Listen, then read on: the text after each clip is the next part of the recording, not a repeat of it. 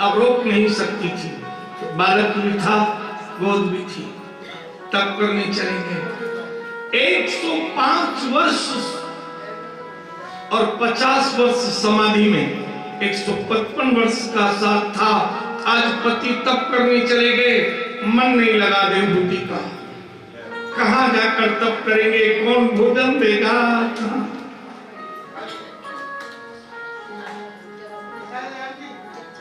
पुत्र कपिल ने देखा आज मां चिंतन में है, न पुत्र को कहती है दूध पी ले, नहा ले, पता नहीं कहां। अब चेतन मन, पूरी रात निकल गई और तभी कपिल जी ने कपिल गीता अपनी मां को श्रवण कराई, मां को ज्ञान दिया। मां किसकी चिंता करती हो? धर्म कहता है जो तुम्हारे सामने है उसकी चिंता करो। जो आंखों पर जैसे पलक जाने पर संसार नहीं दिखाई देता, ऐसे ही जो तुम्हारे सामने से हट जाए उसकी चिंता गोविंद के भरोसे छोड़ दो। तुम्हारे मिलने के पहले भी 10,000 वर्ष पिता ने तप किया था, तब आपने नहीं मिली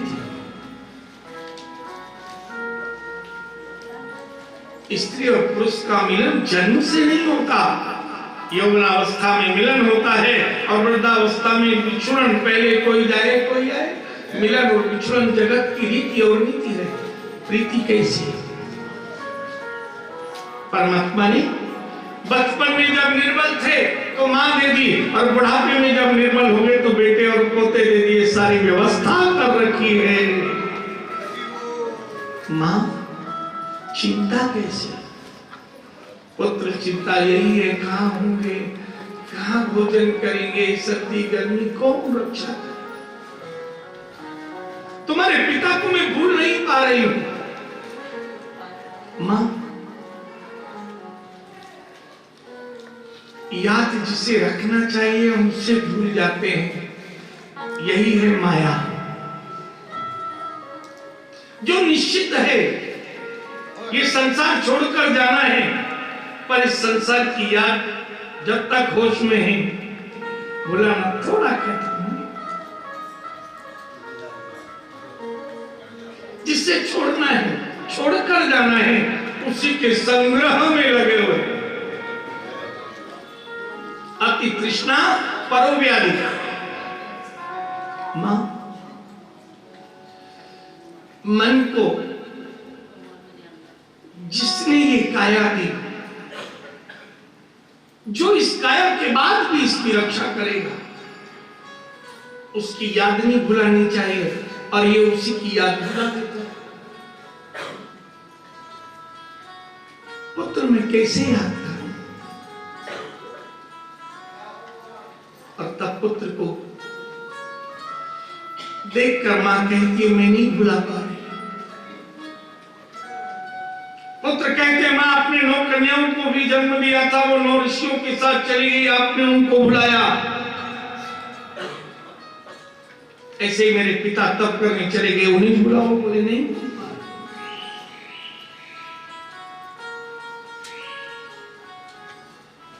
भूलना बहुत कठिन है। और तभी ज्ञान देते हैं। मां एक जगह कथा चल रही थी, कथा चलते में 2 समय कथा होती थी, पहले सुबह और शाम, अब एक समय होती है। तो सुबह कथा चलती तो एक व्यक्ति दौड़कर इधर से आता तो इधर चला जाता, व्यास जी रूप देखते, और शाम को कथा होती तो इधर से आता, प्रणाम करता, दौड़कर उठता। 7 दिन सप्ताह पूरी हो गई, आज 8वां दिन था। प्रसाद चल रहा था, वो फिर आया दौड़कर, व्यास जी रुका। एक क्षण तुमने कथा नहीं सुनी, इधर से आए, दौड़े, प्रणाम, इधर कहां जाते आते?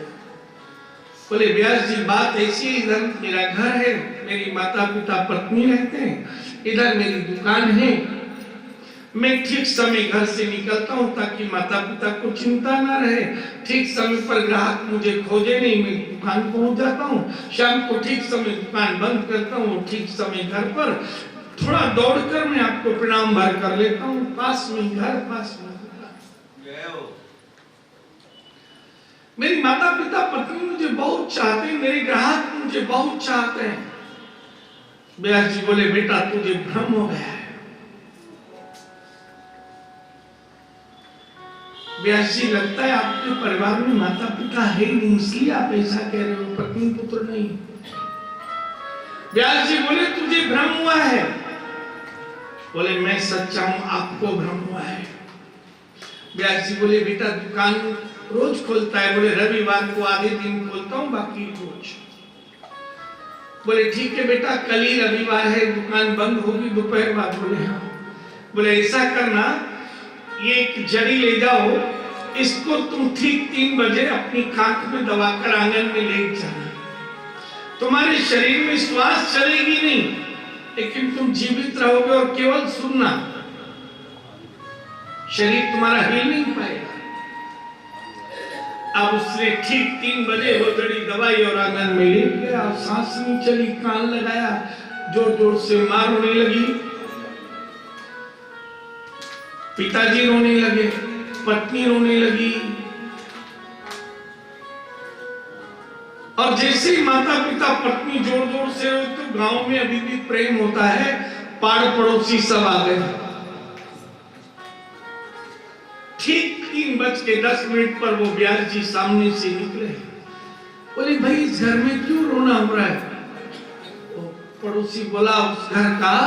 बोले व्यास जी को एक बच्चा जो दौड़कर आता जाता था वो पूरा हो गया। व्यास जी बोले चलकर देखते हैं। अब गांव में कथा की थी तो सबने सम्मान था, वो आगे व्यास जी को। व्यास जी ने जैसे डॉक्टर देखता है, उंगली आंख की पलक खोल के देखी, हिला के देखा। व्यास जी बोले ये तो जिंदा हो सकता है। सबने रोना बंद कर दिया। पत्नी भी पास में आ गई, माता पिता भी बोले जल्दी से जिंदा कर दीजिए। व्यास जी बोले ये जिंदा हो सकता है, पर इसके बदले में किसी दूसरे को मरना पड़ेगा।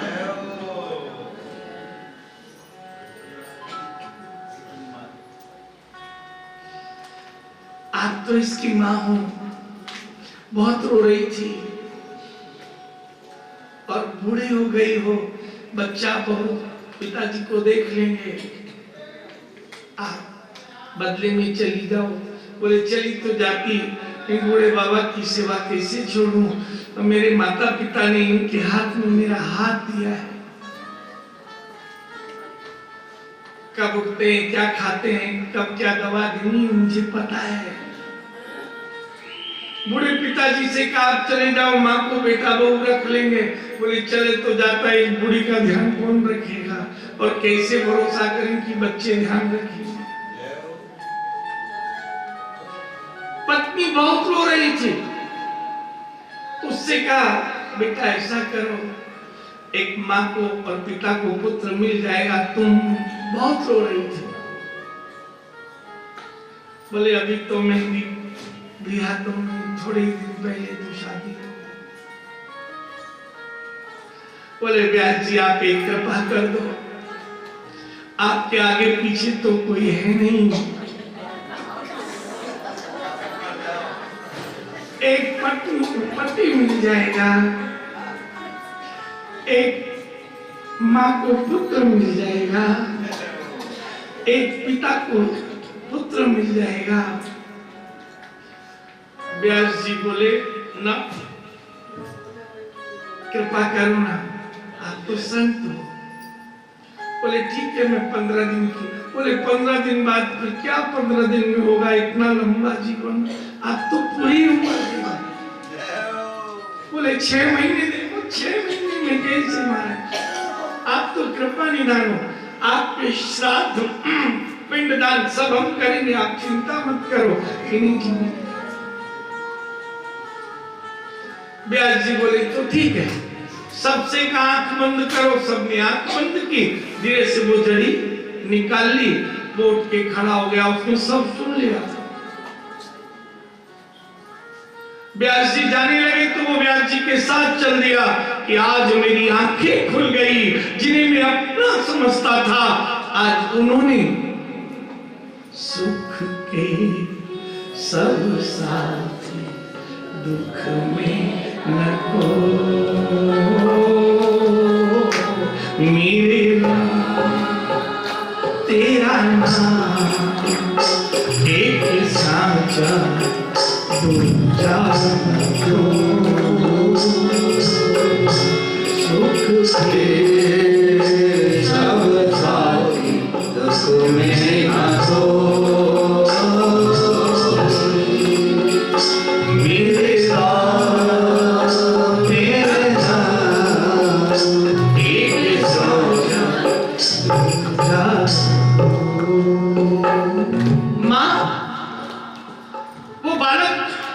ये सत्य घटना है, कथा भक्तमाल की है, जिसे संत एकनाथ कहते हैं। उन्हीं की कथा है। गुजरात के संत एकनाथ एक पल में ज्ञान हो गया।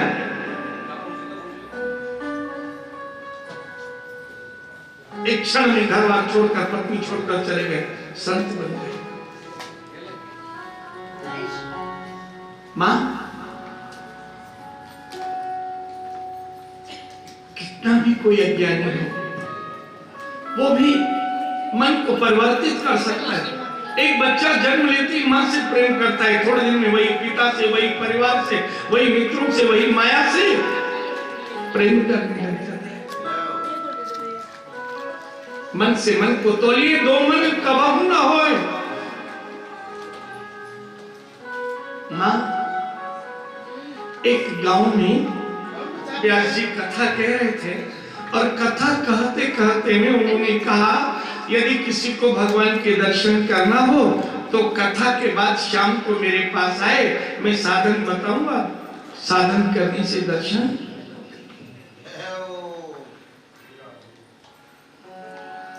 एक बकरी चरा रहा था, गडरिया, उसने भी सुन लिया, बोले भगवान तो मैं भी देखूं।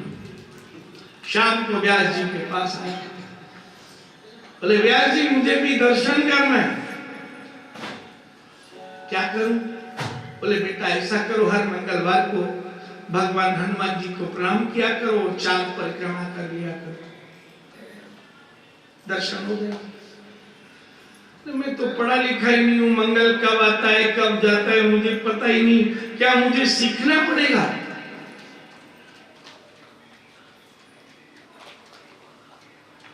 और कोई उपाय आप बताओ, मैं पढ़ा ही नहीं था। बोले ऐसा किया कर बेटा, रोज नहाकर सूर्य भगवान को जल चढ़ाए कर, तुझे दर्शन हो जाए। बोले मैं रोज नहाता ही, क्या रोज नहाना पड़ेगा? व्यास जी बोले आखिर तू बता, तू करता क्या है? बोले सुबह में उठता हूं, कपड़े पहनकर तैयार होता हूं, और उसके बाद मेरी मां मुझे 8 कपड़े की पोटली भोजन की बनाकर देती है। पहली पोटली खोल के भोजन करता हूँ, फिर बकरियों को भोजन कराता हूँ, उनका दूध निकालता हूँ, दूसरी पोटली खा के बकरी जंगल ले जाता हूँ, तीसरी पोटली खा के आराम करता हूँ, बकरी थोड़ा घूम लेती है, फिर चौथी पोटली खाकर उठता हूँ, फिर खा लेता हूँ, फिर मैं बकरियों को इकट्ठा करता हूँ, घर पे लाकर बांध कर भोजन देता हूँ, 5वीं पोटली खाता हूँ, फिर दूध निकालता हूँ, 6वीं खा लेता हूँ, उसके बाद उनको छोड़ देता हूँ और 7वीं पोटली खाता हूँ, फिर अपने विश्राम पर आता हूँ और वहां पर एक पोटली खाकर सो जाता हूँ। बोले 8 बार खाता है ना, एक नियम रख ले, जब पोटली की गांठ खोले तो 5 बार राधे राधे कहना। बोले ये तो हो जाएगा। अब उसने नियम बना लिया, पोटली खोलना है और राधे राधे कहना। 2 साल नियम निभ गया। एक दिन उसके चचेरे भाई का ब्याह था, आज बारात में उससे जाना था, तो मैया ने पोटली 8 बांध के नहीं दी, अपनी बकरी दूसरे गडरिया को दे दी चराने।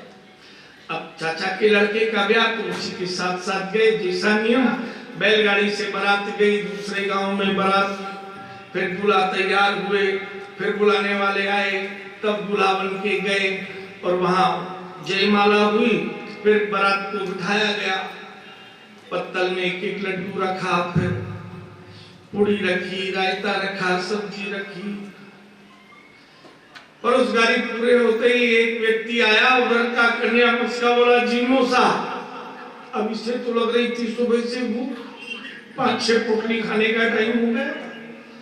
इसने एक लड्डू उठाया और खा लिया। आधा लड्डू अंदर गया, याद आई मैं राधे राधे कहना तो भूल गया। ओहो, मेरा व्रत टूट गया। अब जो मुंह में आधा था वो निकाल के रख लिया। अब वो पेट में, जो खाली पेट में सुबह से वो गया, वो कैसे निकले? कोशिश की, नहीं निकला। इसने कहा, दूल्हा बगल में बैठा था, तलवार बगल में थी, बोले भाई जरा तलवार देना। मन में विचार किया, पहले गला काटूंगा, फिर लड्डू बाहर निकालूंगा, 5 बार राधे राधे बोलूंगा और फिर खाऊंगा। और जैसे ही तलवार गला काटने को उठाई, सामने राधे गोविंद प्रकट हो गए। बोले तेरा व्रत टूटा नहीं। अगर कभी अपराध भी हो जाए और प्रायश्चित में प्राणदान का विचार ही करो, प्रकट होने में देर नहीं लगेगी। मां, जैसे उसने 5 बार नाम का नियम लिया, ऐसे ही आप नाम का नियम ले लो, आपको मिल जाए।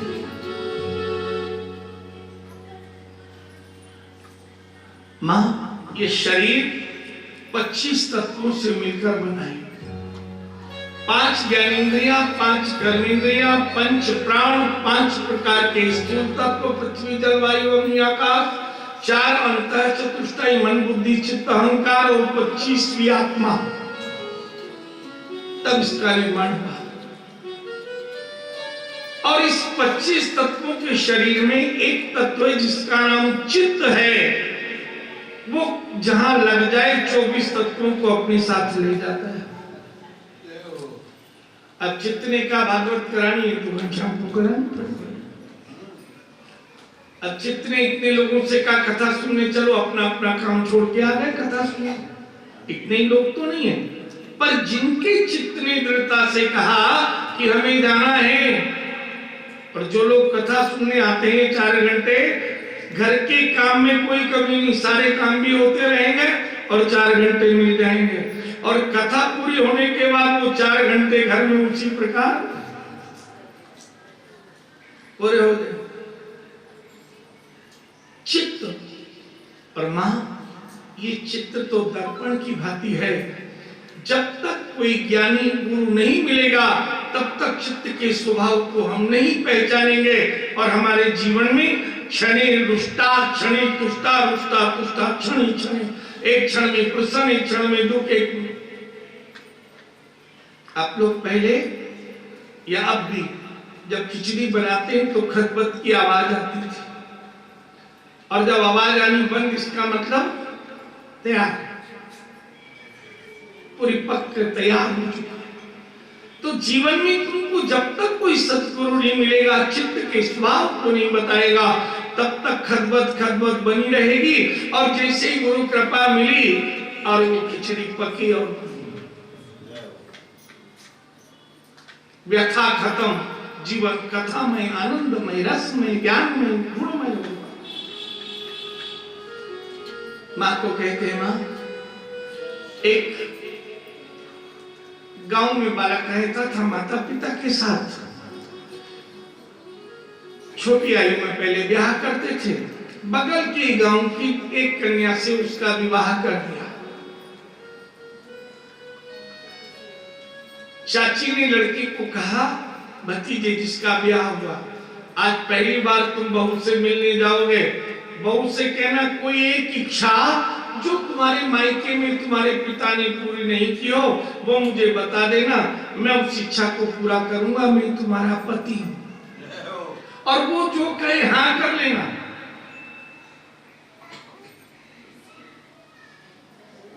अब वो पहली बार मिला, कह दिया। वो छोटी सी आयु की कन्या बोली, मेरे मन में बहुत दिन से था, गांव में पैदा हुई, गांव में ब्याह हो गया कि एक बार शहर घूम के आऊं। मेरे पिता ने मुझे शहर नहीं घुमाया, आप मुझे शहर घुमा लाओ। पहले नियम था रोने की और गोने की 2 विदा होती थी। पहली विदाई छोटी अवस्था में 5-7 दिन में घर के भाई ले जाते, फिर 4-5-6 बरस बाद दोबारा बड़े हो जाते तो विदाई हो। कहने नहीं कहा 4-5 दिन बाद मुझे वापस जाना है, इस बीच में ही घुमा लाना। बोले हाँ बदली। अब सुबह होते ही जैसे उठे तो वो ब्यावली बहू बोली कि कब घुमाओगे बताओ। अब बाल बच्चे तो यही कहते हैं, जिद होती है कि जो काम हाँ भरनी वो करो। अब पिताजी कहते हैं ये सामान मैं तुम्हें दिलाऊंगा, और रोज फिर वही तगादा बच्चे करते हैं, आज दिलाओ अभी दिलाओ, 1-2 दिन तो कह सुन लो फिर तो दिला। ये चाची के पास गया दोपहर में, चाची जी गजब हो गया। क्या हुआ? बोले आपकी बहू कहती है कि शहर घुमा के लाओ, मैं तो खुद ही कभी शहर को नहीं गए। चाची ने समझाया ऐसा कर, पहले तू होके आ जा एक दिन, फिर दूसरे दिन बिन्नी को ले जाना। थोड़ा सत्तू दे दिया चाची ने, भूख लगे तो खा ले। अब ये रास्ता पूछते पूछते शहर में गया, और शहर में चारों तरफ देखा, सड़कें देखी, कपड़े पहने आदमी। अब गांव में रहता था इतना कि बिल्कुल गरीब गांव, ना कोई बड़ी रास्ता, ना बड़ा भोजन, ना कपड़े किसी पर थे। ये बड़ा प्रसन्न हुआ। तभी सड़क पर देखा एक दर्पण का टुकड़ा, कांच का टुकड़ा चमक रहा था सूर्य की रोशनी में, जिसमें मुंह देखते हैं, आरसी मिरर। कभी इसने मिरर देखा नहीं था। इसने उस कांच के टुकड़े को उठाया, कुर्ते से साफ किया और देखा, इसमें इसको इसी की सूरत दिखी, लेकिन खुद की सूरत कभी देखी नहीं थी। इससे लगा आगे से चमकदार, पीछे से लाल, ऐसे ही आदमी शहर में होते होंगे, इसमें भी एक आदमी है। अब उसने देखा चारों तरफ कोई देख तो नहीं रहा, जेब में रख लिया। शाम को घर लौट कर आया, पत्नी बोली मैं भोजन घाल दूं। बोले 2 जगह घाल दे, एक मेहमान पावने से आगे आए हुए। बोले पावनों कठे से? बोले कुर्ता की गोजा में से। मेहमान कहाँ है? बोले कुर्ते की जेब में। अब नियम होता है कुर्ता उतार के टांग दिया, फिर हाथ पांव धोते हैं। अब तो घरों में तो ऐसे ही जूते पहन कर आए हो, थाली हाथ में। पहले ऐसा नहीं था। वो बेचारा हाथ धो रहा था परिंदे पर, मन नहीं माना। कहानियां सुनी थी परियों की, कोई छोटे छोटे होते थे। बोले देखूं कैसा है। अब सारी जेब का सामान निकाल के देख लिया, अंधेरा था, मसाल जली, वो दिखा नहीं। बोले गोदा में कोनी इकट्ठे पड़ गए, उसी कहीं गिर गया होगा, जेब में नहीं। ये बेचारा एक हाथ धोए धोए ही आया। बोले यही से देखा। बोले मैं देखूं, और जैसे ही देखा बहू ने उसमें उसे कन्या दिखी 12 वर्ष की। वो खुद 12 वर्ष की देख अपने आप को ही रही थी, कभी खुद को देखा नहीं था। अब तो ये जोर जोर से रोई कि मुझे तुम पर भरोसा नहीं था, तुम शहर से दूसरी लुगाई ले आए। अब वो देख के मेरी लुगाई दिखी, जोर जोर से रोने लगी। मैं तुम्हारे पीर जाऊं, मैं तो कोनी रुकूं, थे माने धोखो दे दिया हो। सासू मां आई, बिन्नी काई को रोवे, सुबह से थको गए हो, मुझे भोजन भी कोनी कियो। बोले के बताऊं थारे छोरा ने मने धोखो दे दियो, दूसरी सोतन ले आया। बोले कठे से? बोले यो से। और बूढ़ी माँ ने देखा, उसमें 60 वर्ष की डोकरी दिखी। बोले बावरी हो रही साड़ी में तो 60 वर्ष की डोकरी से। बहू कहे 12 वर्ष की छोकरी, सास कहे 60 वर्ष की डोकरी, और छोरा कहे 20 साल को छोरा। अब लड़ाई बढ़ गई। बहू बोली सासू से तुम बेटा और माँ मिले हुए हो, मुझे धोखा दे रहे हो। थोड़ी देर में ससुर जी आए। बोले के बात? बोले के बताऊं? आंधी हो रही से वो 60 वर्ष की डोकरी, 12 वर्ष की बिन्नी दिखे। ससुर जी बोले मैं देखूं? बोले अणिमा तो 70 वर्ष को डोकरो से। अब वो लड़ाई और बढ़ी।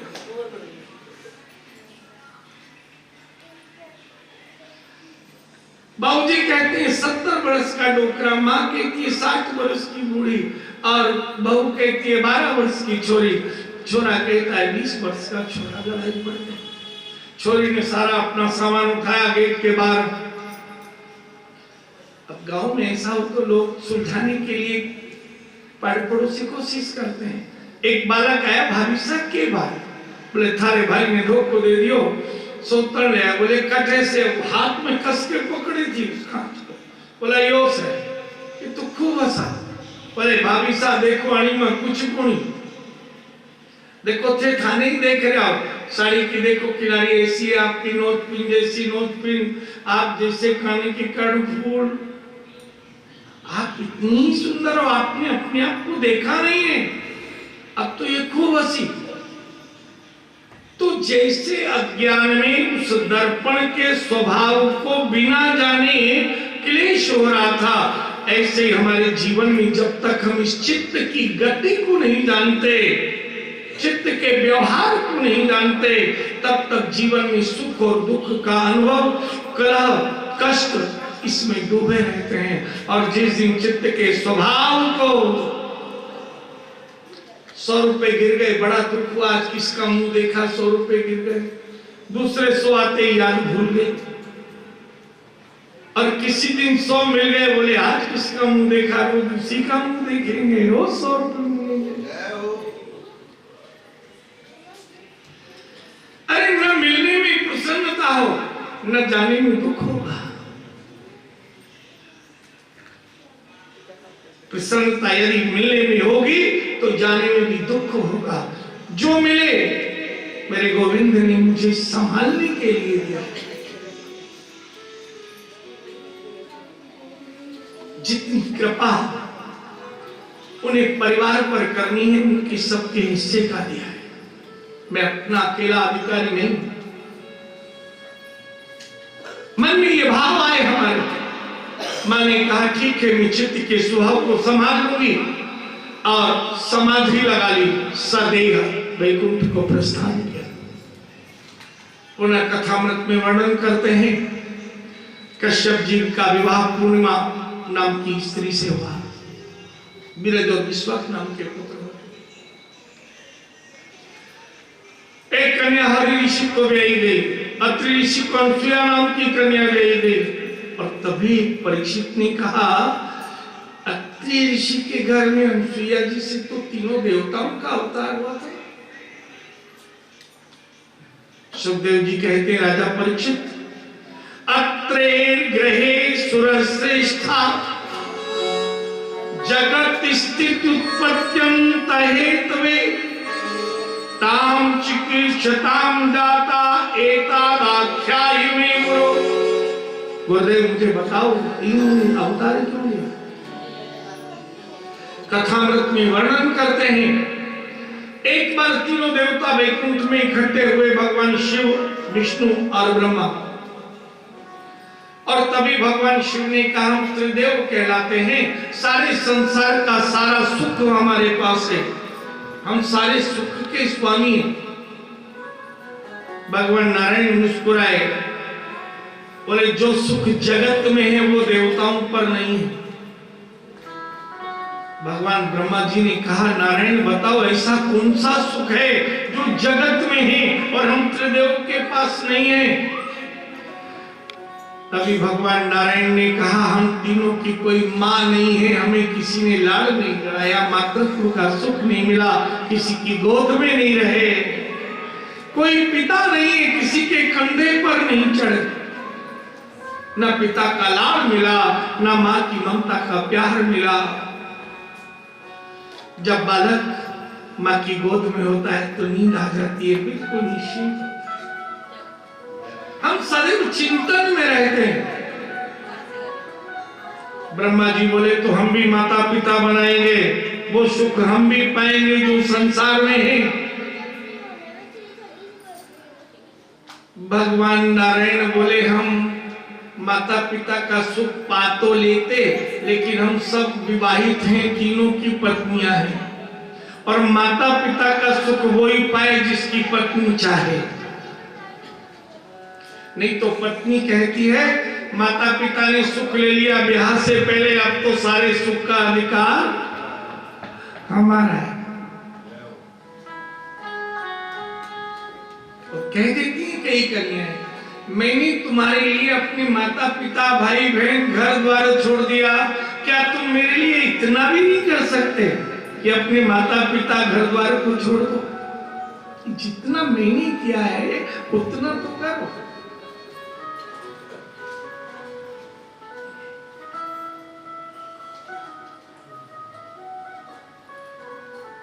हम तीनों विवाहित हैं, पत्नी घर पर है, कैसे माता पिता का सुख पाए?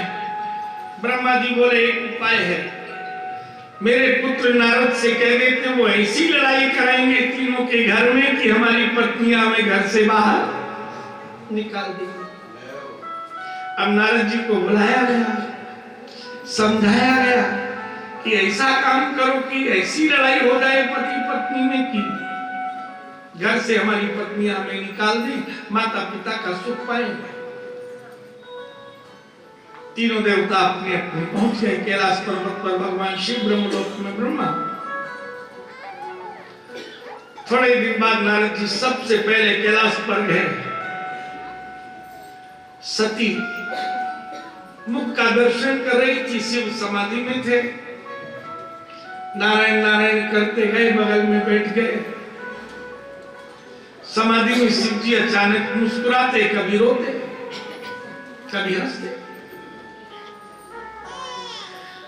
बोले आप तो इन्हीं को देखती रहो, आपकी कोई बड़ाई नहीं है, मेरे मन में बड़ा दुख है। नारद क्या दुख है? बोले आप जगत माता कहलाती हो, ये जगत पिता, और मैं चाहता था सारे संसार की स्त्रियां आपकी बड़ाई करें, आप अधिकार नहीं हो।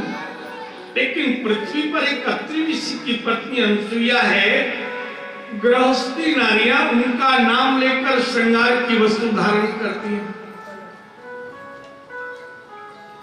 अगर मांग भी भरनी हो तो एक चुटकी पहले माता अनसुईया हमारे स्वास्थ्य की रक्षा करना, कहीं लगा दी हो। चूड़ी भी पहनी तो मां अनसुईया मेरे चूड़ियां सदैव सही। आपका कोई नाम नहीं लेता। स्त्री एक ही जगह से कमजोर है, जैसे ब्राह्मण दो जगह से कमजोर है।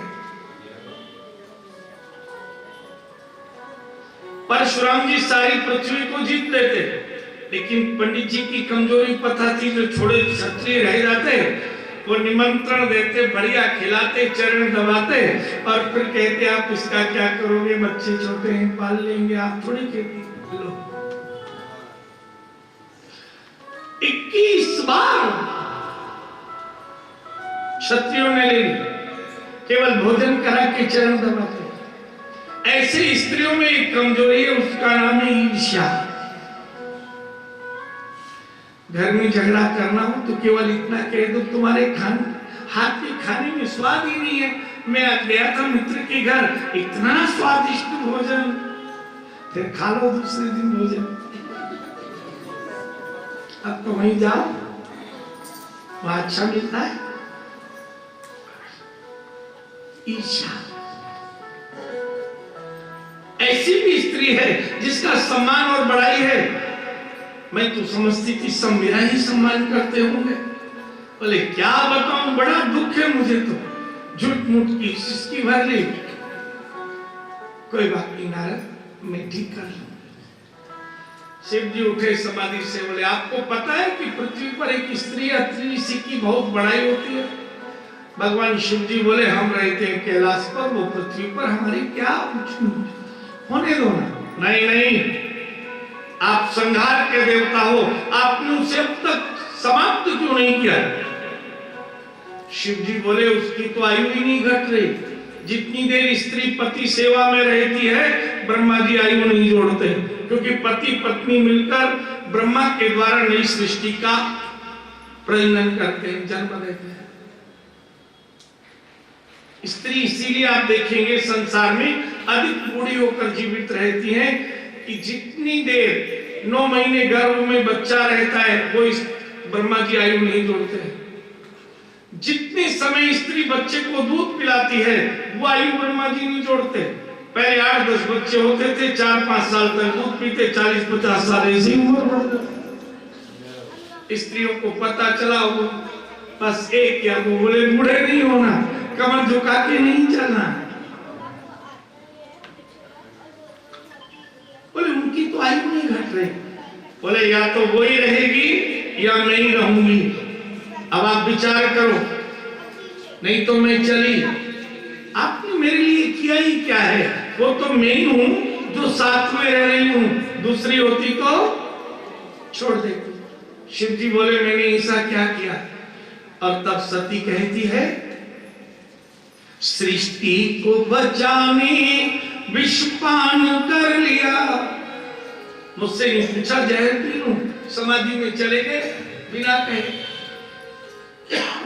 सृष्टि को बचाने विषपान कर लिया, दैत्यों से देव हारे वरदान दे दिया।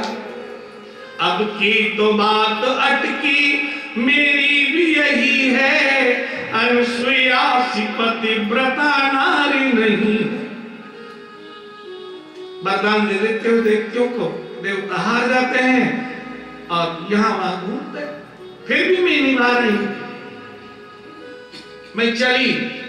भगवान शिव जी जानते ही थे कि नारद जी को हमने भेजा था।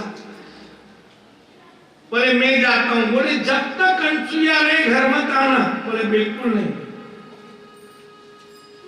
यही ब्रह्मलोक में ब्रह्मा जी वेद मंत्र लिख रहे थे, सावित्री स्याही बर्रू और कलम बना रही थी बर के। बहुत पत्र देखे हो आप लोगों ने, वृक्ष की छाल के कागज बनते हैं। नारद जी गए, बोले आप तो ये बर के ही बनाती रहना, बस आपकी कोई बढ़ाई नहीं है। पृथ्वी पर एक अनसुईया नाम की नारी है, बहुत प्रशंसा घर घर। ईर्ष्या जागी, मेरे स्वामी ने ऐसी स्त्री को इतनी आयु दे दी। ब्रह्मा जी के लिए जितने बरके बनाए थे फाड़ दिए, स्याही ढोल दी, बर्रू तोड़ दिए। ब्रह्मा जी ने पूरा पत्र लिखा, स्याही रख दी और बोले देना। बोले जाओ अनसुईया से ले आओ, अब तो वो ही देगी। अरे जिसका सम्मान मान, मैं तो समझती थी ब्रह्मा की पत्नी हूं, मेरा ही सम्मान होता होगा सारे संसार में।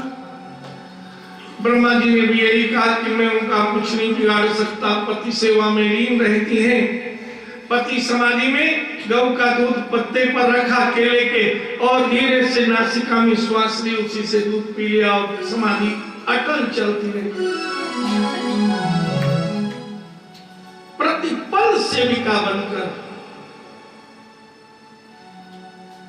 ब्रह्मा जी का भी झगड़ा हुआ। ब्रह्मा ने बोली मैं तो चली। बोले ब्रह्मा जी मैं ही जाता हूं। बोले जब तक अनसुईया रहे आना मत। एक दिन नारद जी पधारे, लक्ष्मी चरण दबा रही थी। नारायण समझ गए, धीरे से उठ के चले गए। लक्ष्मी बड़ी प्रसन्न। और नारद कहो मैं कितनी भाग्यवान हूं, मेरे जैसा सुख तो किसी के पास होगा ही नहीं। त्रिलोकी के स्वामी की अर्धांगिनी हूं, सारा ऐश्वर्य वैभव सारा जगत मेरी प्रशंसा करता है।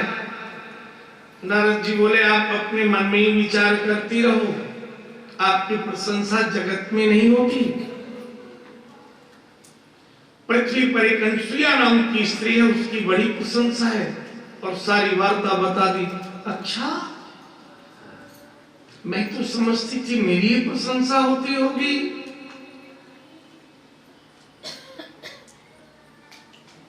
थोड़ी देर में नारद जी तो चले गए। नारायण आई, लक्ष्मी जी रूठी हुई।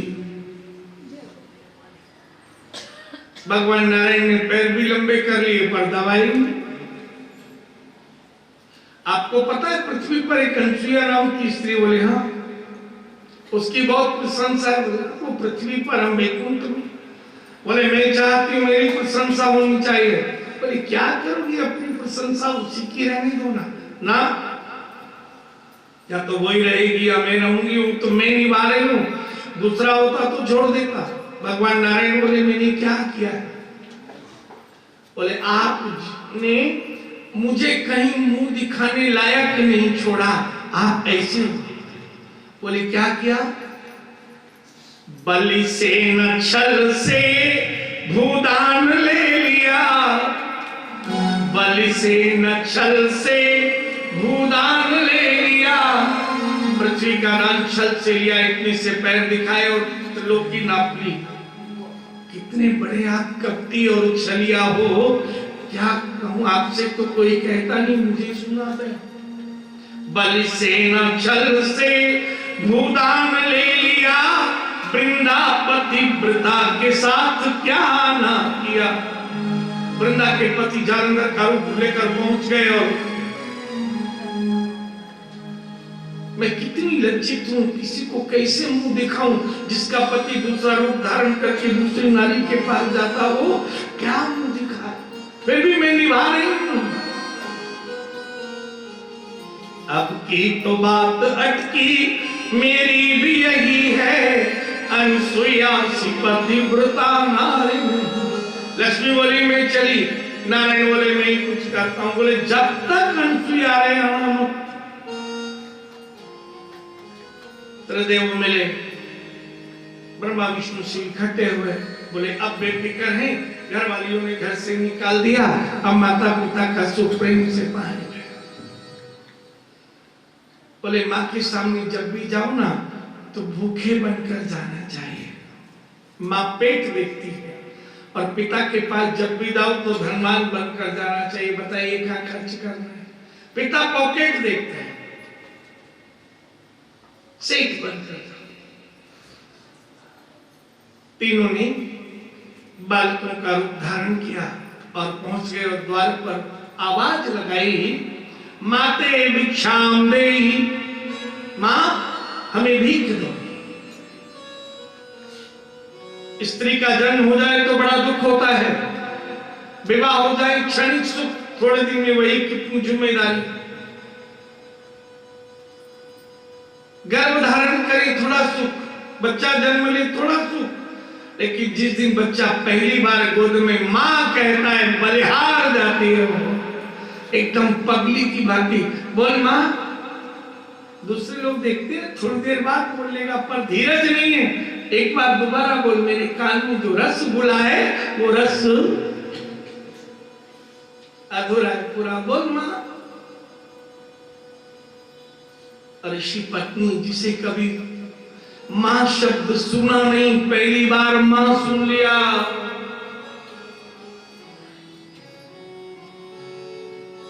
माते भिक्षाओं दे, दोबारा मां भीख दो।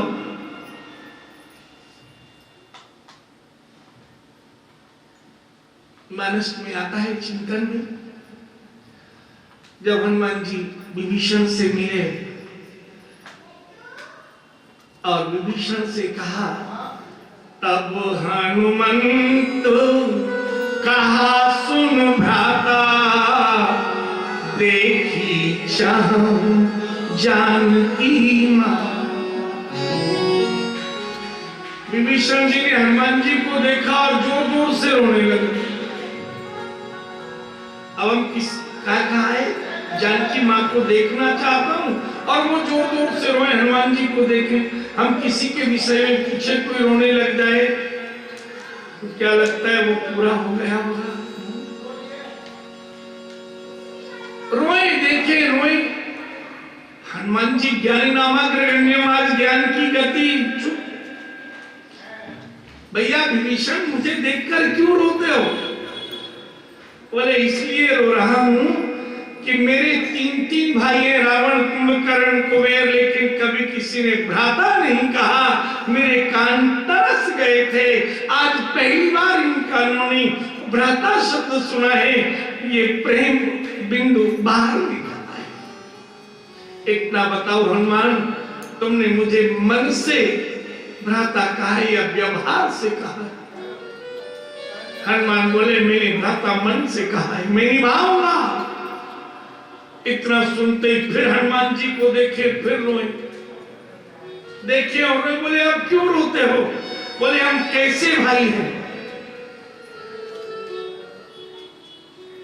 एक आप हो कभी नहीं देखा, माँ मेरे पास है, मैंने पिताजी को कभी नहीं देखा। आप मुझसे कह रहे हो हनुमान माँ को दिखा दो, माँ से मिला दो, मैं तुम्हें माँ से मिला दूंगा, लेकिन भाई क्या तुम मुझे पिताजी से मिलाओगे? वादा करो, बोलो पिताजी से मिलाओगे? तब हनुमान जी ने कहा मैं वचन देता हूं, तुम मुझे मां से मिलाओ, मैं तुम्हें पिता से मिलाऊंगा। ठीक वैसे ही आज कानों में शब्द आया है, माते भिक्षाम देहि मां भीख दो। द्वार पर आ गई कमंडल हाथ में, तुम तीनों ने मुझे मां कहा है, वही भिक्षा मांगना जो संतान मां से अधिकार से मांग सकते हो। तीनों ने एक साथ कहा मां मुझे स्तनपान करा दो। जन्म देने वाला पुत्र मां से कह सकता है। कमंडल का जल हाथ में लिया और संकल्प किया। अनसुईया जी ने मन क्रम वच सही यदि मेरे होवे पति को ध्यान, तो ये तीनों वेश हो अति अबोध अमान। 6 महीना के लल्ला बन गए, अज्ञानी हो गए, ज्ञान नहीं रहा, और पतिव्रता के स्तन में दूध भराया। जगत को जो भरते हैं ब्रह्मा विष्णु शिव, उनको एक मां का प्रेम भरने लगा। 1 दिन 2 दिन नहीं, 3 बरस निकल गए। इधर तीनों पत्नियां कहती हैं झगड़ा सबके घर में होता है, दिन 2 दिन में आ जाते। 3 वर्ष हो गए, कोई समाचार नहीं, कहां गए, कोई खबर नहीं मिलती। किसी से भी पूछो कहीं देखे, बोले ना।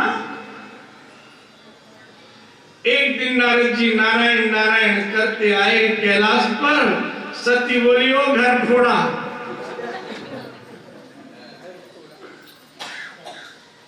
आप जानते हैं भवानी है, दुर्गा है, क्या कोई गलती हो गई?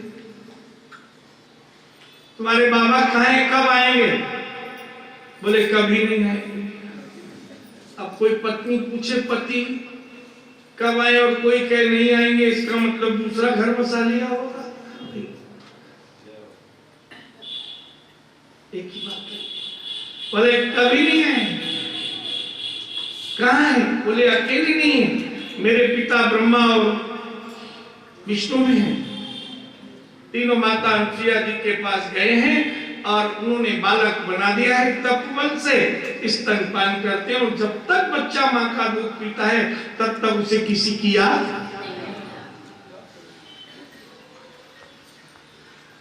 स्त्री का धर्म है, अगर पति कहीं बंधन में आ जाए तो उसे जाकर छोड़ा लाए।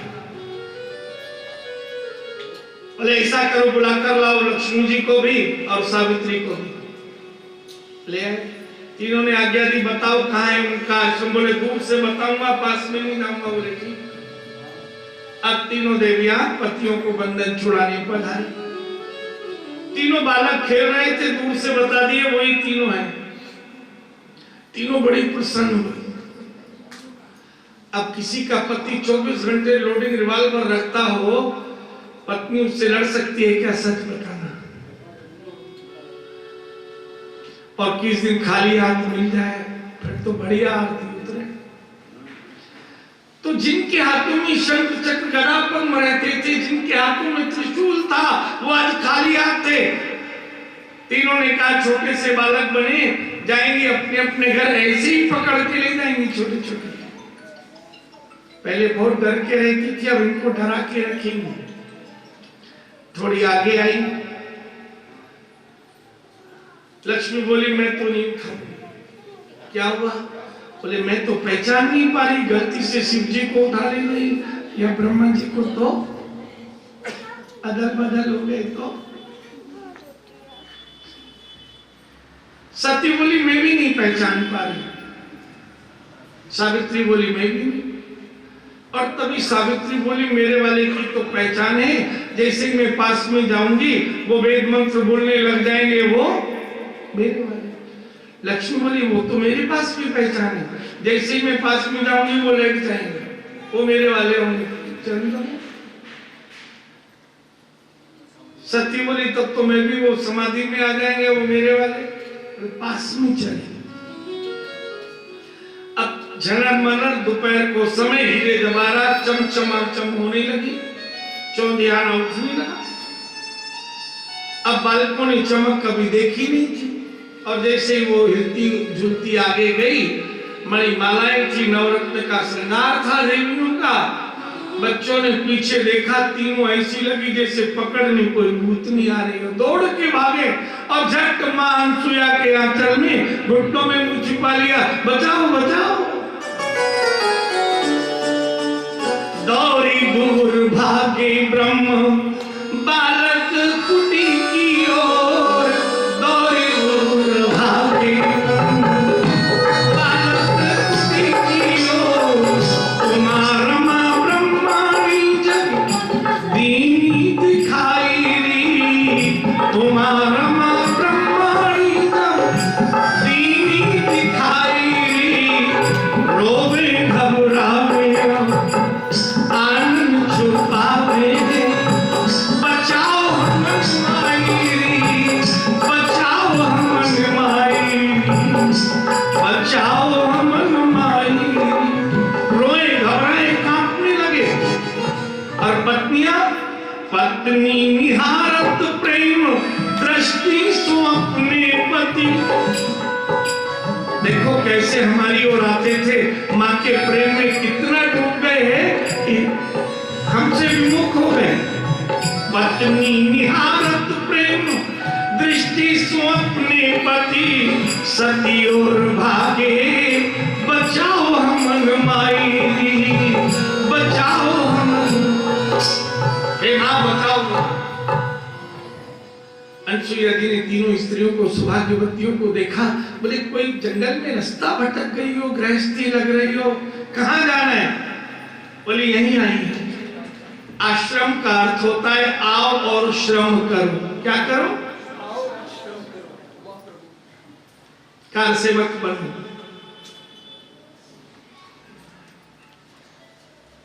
लेकिन हम लोग क्या कहते हैं? जाए पंडित जी आते गए, कुर्सी पर सोफा पर बैठो। पंडित जी दूध तो होगा, चाय पिलवा दो। अब बेचारे पंडित जी मंदिर छोड़ के चाय बनाने जाए। अरे वहां तो स्वयं रसोई में चले जाओ, पियो और पिलाओ। वो है आश्रम, आओ और श्रम करो। कहां आवश्यकता है, कौन सा काम अधूरा पड़ा है वो देखो उसमें। तुम्हारा मां ब्रह्मणी आ गई, आश्रम में श्रम करने लगी। जगत माताएं पूरे दिन सेवा करती थी। अत्रि जी की सेवा करती, अनसुईया जी की, लेकिन तीनों बालकों की ओर देखती नहीं। रात में चरण दबा रही थी अनसुईया जी के। 4 दिन हो गए थे। मां अनसुईया जी को गुस्सा आ रही थी तीनों पे कि मेरी सेवा करती है तीनों, मेरे पति की करती है, बच्चों की तरफ देखती नहीं। कैसा इनका मन है, कैसी स्त्री है। चरण दबा रही थी। अनसुईया जी ने कहा तुम कैसी होती हो? मेरे पति की सेवा, मेरी सेवा, आश्रम के कार्य और बच्चों की ओर देखती नहीं। अरे निर्मल मन है बच्चों का। तीनों ने नीचे को मुंह करके कहा मां सच बात यह है, ये तीनों हम तीनों के पति हैं और हम पहचानती नहीं है कि कौन सा हमारा है, इसलिए हम सेवा भी नहीं कर सकती और देख भी नहीं सकती। हम लोग घर में कन्या का जन्म हो जाए तो मन में एक भाव रहता है पराए घर जाना है, कन्यादान करना है। अरे कन्यादान से बड़ा पुत्र दान होता है, जिस पर हमारे जीवन में वृद्धावस्था का भरोसा होता है। हम उसके हाथ में, एक कन्या के हाथ में दे देते हैं कि बहू आज से मेरे बेटे को तुम संभालना। पुत्र दान उससे भी बड़ा दान। आज अनसुईया जी ने कमंडल से जल ले लिया है और फिर संकल्प किया, मन क्रम वच से यदि मेरे होवे पति को ध्यान, मन क्रम वच से यदि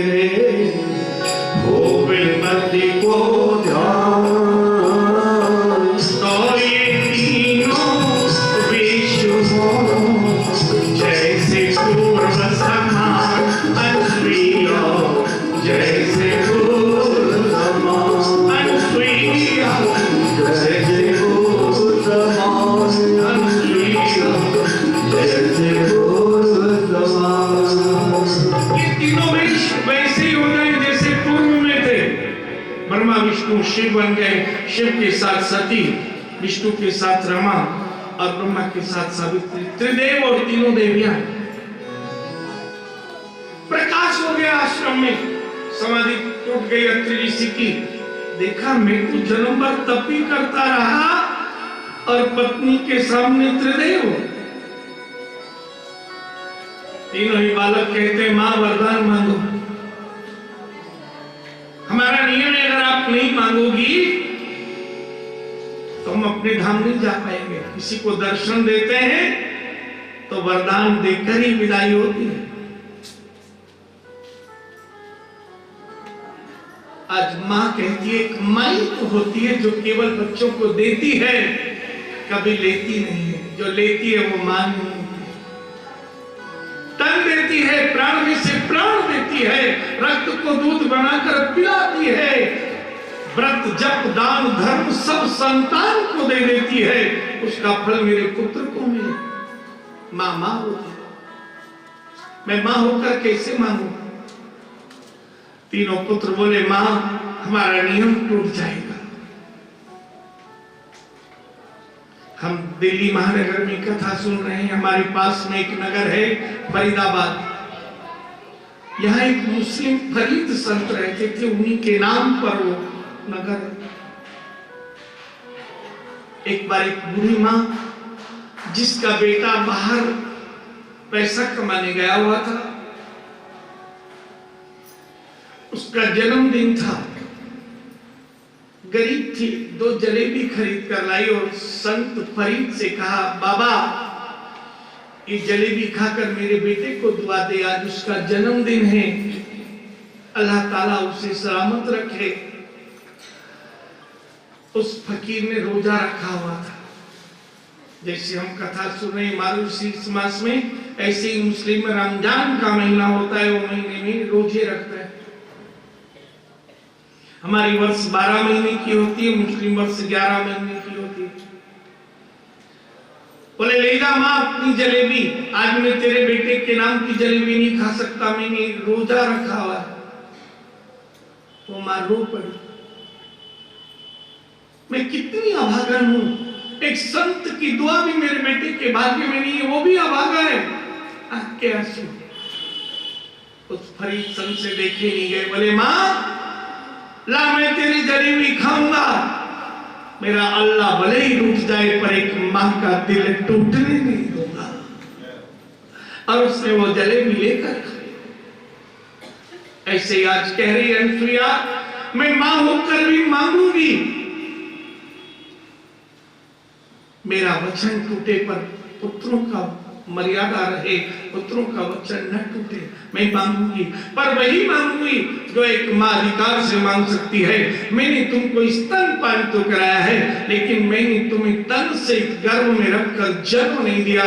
मैं चाहती हूं तुम तीनों ही मेरे गर्भ में आओ और मैं तन से जन्म। तीनों ने तथास्तु कह दिया। अत्रि ऋषि से कहा आप ही वरदान मांगो। बोले जब मैंने आप ही को मांग लिया तो मुझे तो वैसे ही मिल गए। त्रिदेव अपने अपने धाम में गए। ये कथा भागवत महापुराण में ब्रह्म पुराण से ली गई है।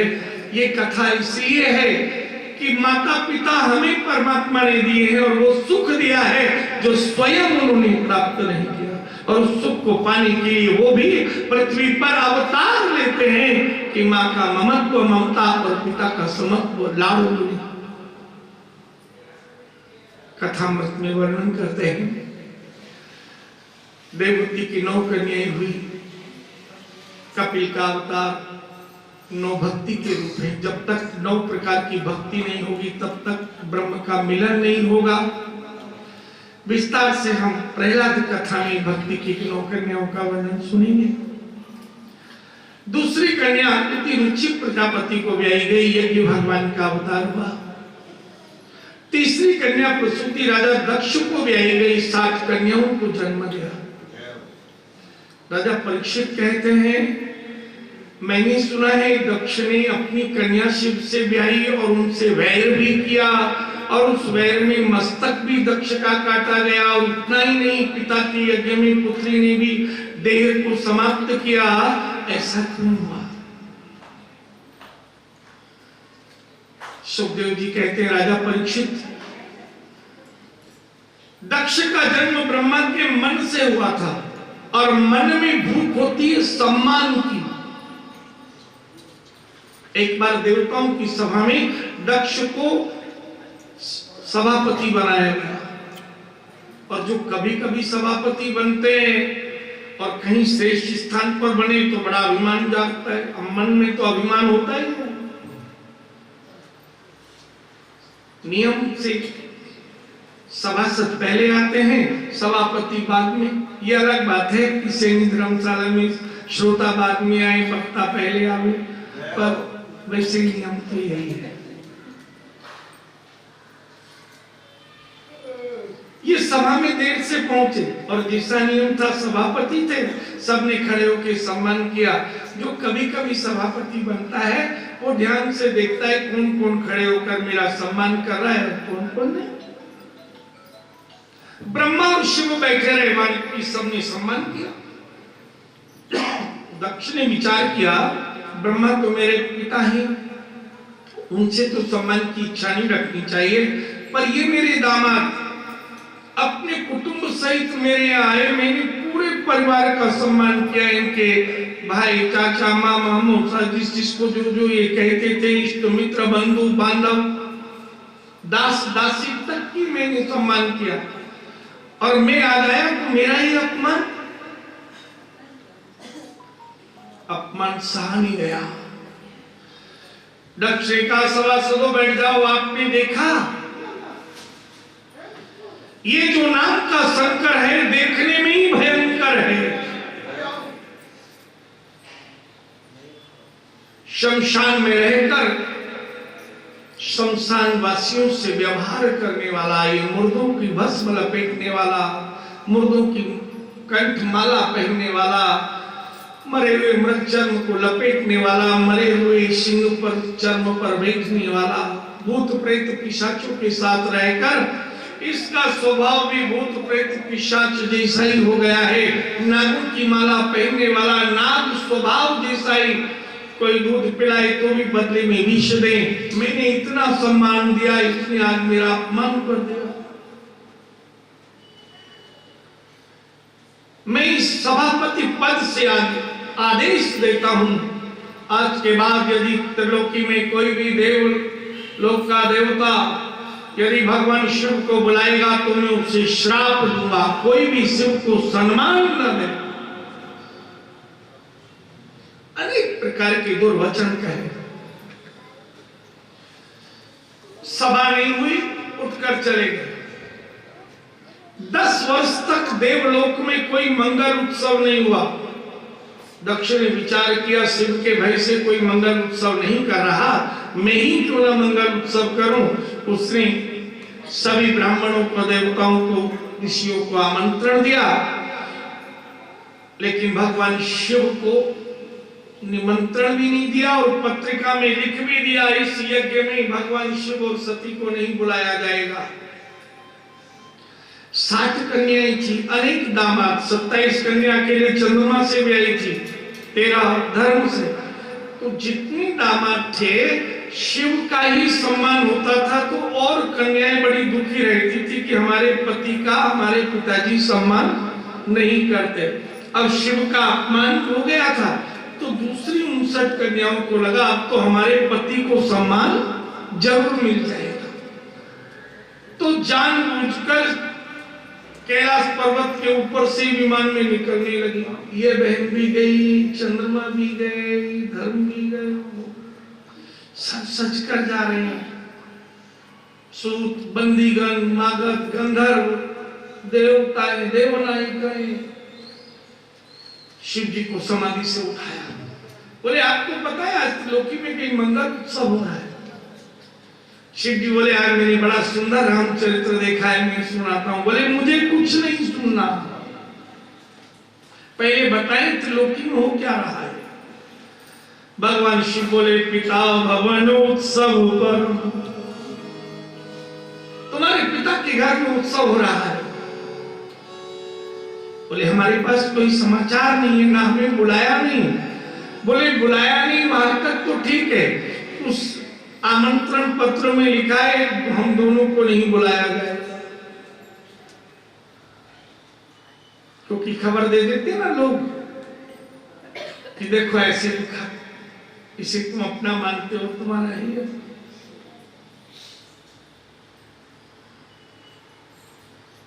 और पूरी कथा सुना दी कि तुम्हारे पिता ने मुझसे अपमान समझकर नाता तोड़ लिया। मैंने कोई अपमान नहीं किया। सती ने कहा ऐसा है, पहले मैं चली जाती हूँ, फिर आपको बुलवा लूंगी। और पिता के घर जाने में तो कोई मनाही नहीं।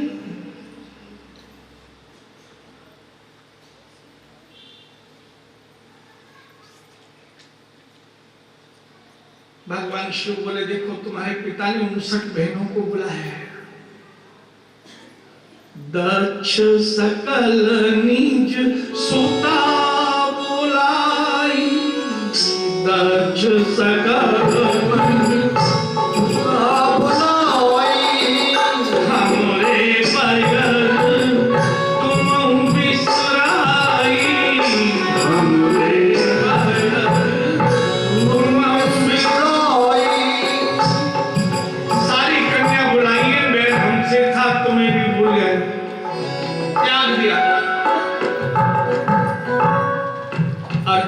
पुत्री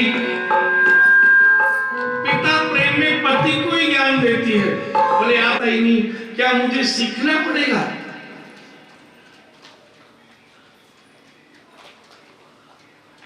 और कोई उपाय आप बताओ, मैं पढ़ा ही नहीं था। बोले ऐसा किया कर बेटा, रोज नहा कर सूर्य भगवान को जल चढ़ाया कर, तुझे दर्शन हो जाए। बोले मैं रोज नहाता ही नहीं, क्या रोज नहाना पड़ेगा?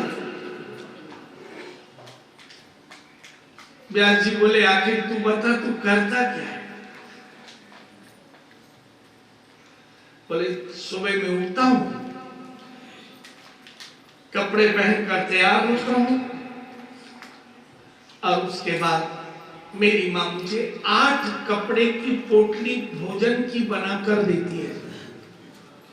पहली पोटली खोल के भोजन करता हूँ, फिर बकरियों को भोजन कराता हूँ, उनका दूध निकालता हूँ, दूसरी पोटली खा के बकरी जंगल ले जाता हूँ, तीसरी पोटली खा के आराम करता हूँ, बकरी थोड़ा घूम लेती है, फिर चौथी पोटली खाकर उठता हूँ, फिर खा लेता हूँ, फिर मैं बकरियों को इकट्ठा करता हूँ, घर पे लाकर बांध कर भोजन देता हूँ, 5वीं पोटली खाता हूँ, फिर दूध निकालता हूँ, 6वीं खा लेता हूँ, उसके बाद उनको छोड़ देता हूँ और 7वीं पोटली खाता हूँ, फिर अपने विश्राम पर आता हूँ और वहां पर एक पोटली खाकर सो जाता हूँ।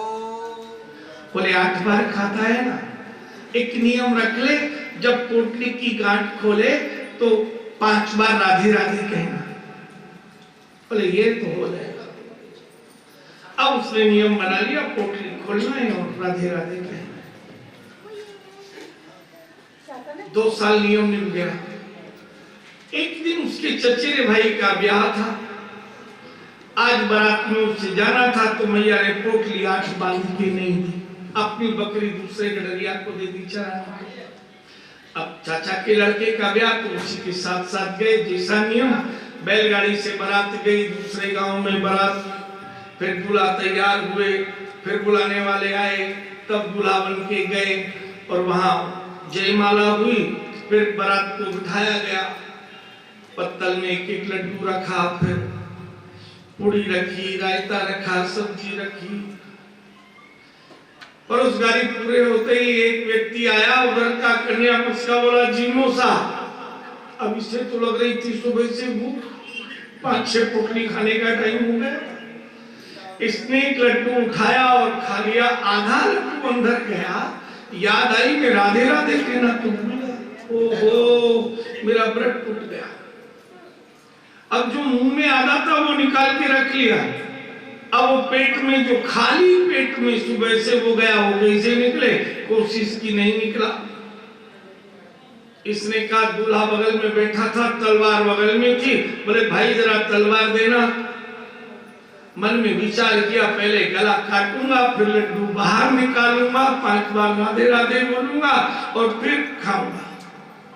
और जैसे ही तलवार गला काटने को उठाई, सामने राधे गोविंद प्रकट हो गए, बोले तेरा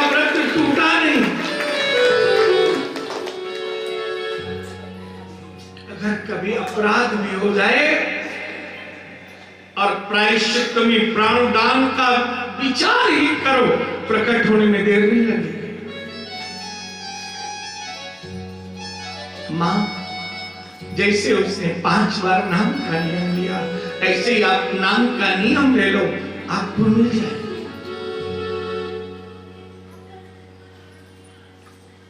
मां, ये शरीर 25 तत्वों से मिलकर बना है। 5 ज्ञानेंद्रियां, 5 कर्मेंद्रियां, 5 प्राण, 5 प्रकार के स्थूल तत्व, पृथ्वी जल वायु अग्नि आकाश, 4 अंतः चतुष्टय मन बुद्धि चित्त अहंकार और 25वीं आत्मा, तब इसका निर्माण हुआ। और इस 25 तत्वों के शरीर में एक तत्व है जिसका नाम चित्त है, वो जहां लग जाए 24 तत्वों को अपने साथ ले जाता है। अब चित्त ने का भागवत करानी है तो घनश्याम को करानी पड़ेगी। अब चित्त ने इतने लोगों से कहा कथा सुनने चलो, अपना अपना काम छोड़ के आ गए कथा सुनने। इतने ही लोग तो नहीं है, पर जिनके चित्त ने दृढ़ता से कहा कि हमें जाना है, और जो लोग कथा सुनने आते हैं 4 घंटे, घर के काम में कोई कमी नहीं, सारे काम भी होते रहेंगे और 4 घंटे मिल जाएंगे, और कथा पूरी होने के बाद वो 4 घंटे घर में उसी प्रकार पूरे हो गए। चित्त और मां, ये चित्त तो दर्पण की भांति है। जब तक कोई ज्ञानी गुरु नहीं मिलेगा तब तक चित्त के स्वभाव को हम नहीं पहचानेंगे, और हमारे जीवन में क्षणे रुष्टा, क्षणे तुष्टा, रुष्टा तुष्टा, क्षणे क्षणे, एक क्षण में प्रसन्न, एक क्षण में दुख। एक आप लोग पहले या अब भी जब खिचड़ी बनाते हैं तो खतबत की आवाज आती थी, और जब आवाज आनी बंद, इसका मतलब तैयार, पूरी पक कर तैयार हो चुका। तो जीवन में तुमको जब तक कोई सतगुरु नहीं मिलेगा, चित्त के स्वभाव को नहीं बताएगा, तब तक खतबत बनी रहेगी। और जैसे ही गुरु कृपा मिली और वो खिचड़ी पकी और व्यथा खत्म, जीवन कथामय, आनंदमय, रसमय, ज्ञानमय, गुणमय होगा। मां को कहते हैं, मां, एक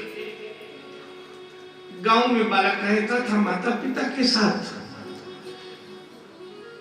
छोटी आयु में पहले ब्याह करते थे, बगल के गांव की एक कन्या से उसका विवाह कर दिया। चाची ने लड़की को कहा, भतीजे जिसका ब्याह हुआ, आज पहली बार तुम बहू से मिलने जाओगे, बहू से कहना कोई एक इच्छा जो तुम्हारे मायके में तुम्हारे पिता ने पूरी नहीं की हो, वो मुझे बता देना, मैं उस इच्छा को पूरा करूंगा, मैं तुम्हारा पति हूं, और वो जो कहे हाँ कर लेना।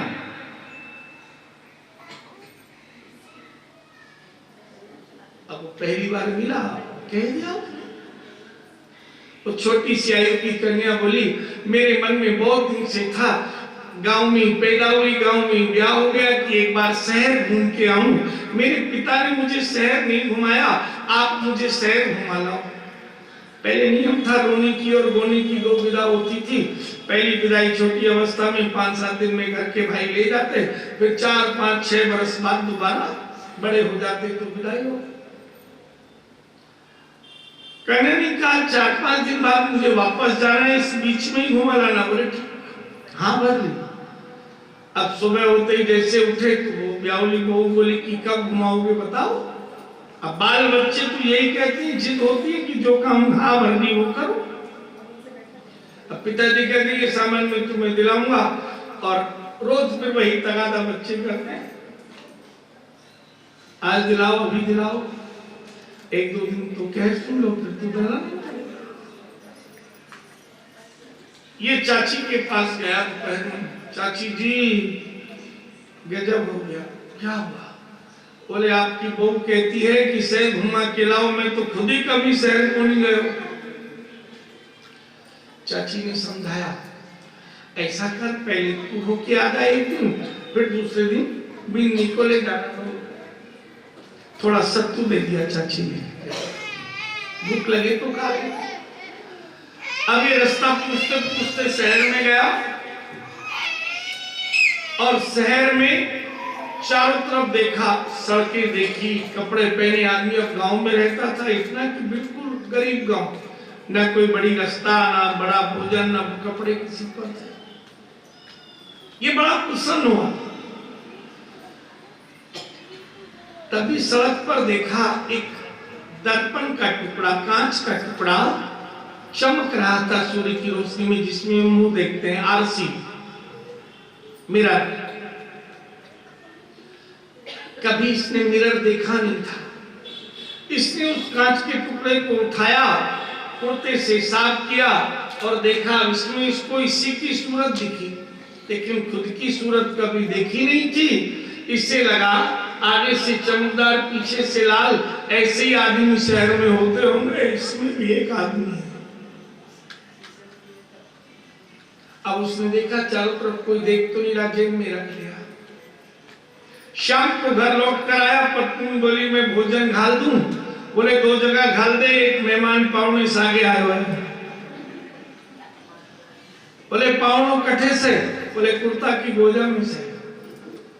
मेहमान कहाँ है? बोले कुर्ते की जेब में। अब नियम होता है कुर्ता उतार के टांग दिया, फिर हाथ पांव धोते हैं। अब तो घरों में तो ऐसे ही जूते पहन कर आए हो, खाली हाथ में। पहले ऐसा नहीं था। वो बेचारा हाथ धो रहा था परिंदे पर, मन नहीं माना। कहानियां सुनी थी परियों की, कोई छोटे छोटे होते थे। बोले देखूं कैसा है मैं। अब सारी जेब का सामान निकाल के देख लिया, अंधेरा था, मसाल जली होगी, दिखा नहीं। बोले गोदाम में कोनी कट्ठे पड़ गए, उसी कहीं गिर गया होगा, जेब में नहीं। ये बेचारा एक हाथ धोए धोए आया। बोले यही से देखा। बोले मैं देखूं। और जैसे ही देखा, बहू ने उसमें उसे कन्या दिखी 12 वर्ष की। वो खुद 12 वर्ष की देख अपने आप को ही रही थी, कभी खुद को देखा नहीं था। अब तो ये जोर जोर से रोई कि मुझे तुम पर भरोसा नहीं था, तुम शहर से दूसरी लुगाई ले आए। अब वो देखे मेरी लुगाई दिखी, जोर जोर से रोने लगी। मैं तुम्हारे पीर जाऊं, मैं तो कोनी रुकूं, थे माने धोखो दे दिया हो। सासू माँ आई, बीनी काई को रोवे, सुबह से थको गए हो, मुझे भोजन भी कोनी कियो। बोले के बताऊं थारे छोरा ने मने धोखो दे दियो, दूसरी सोतन ले आया। बोले कठे से? बोले यो से। और बूढ़ी माँ ने देखा, उसमें 60 वर्ष की डोकरी दिखी। बोले बावरी हो रही साड़ी में तो 60 वर्ष की डोकरी से। बहू कहे 12 वर्ष की छोकरी, सास कहे 60 वर्ष की डोकरी, और छोरा कहे 20 साल को छोरा। अब लड़ाई बढ़ गई। बहू बोली सासू से, तुम बेटा और माँ मिले हुए हो, मुझे धोखा दे रहे हो। थोड़ी देर में ससुर जी आए। बोले के बात? बोले के बताऊं? आंधी हो रही से वो 60 वर्ष की डोकरी, 12 वर्ष की बीवी दिखे। ससुर जी बोले मैं देखूं? बोले अनिमा तो 70 वर्ष को डोकरों से। अब वो लड़ाई और बढ़ी।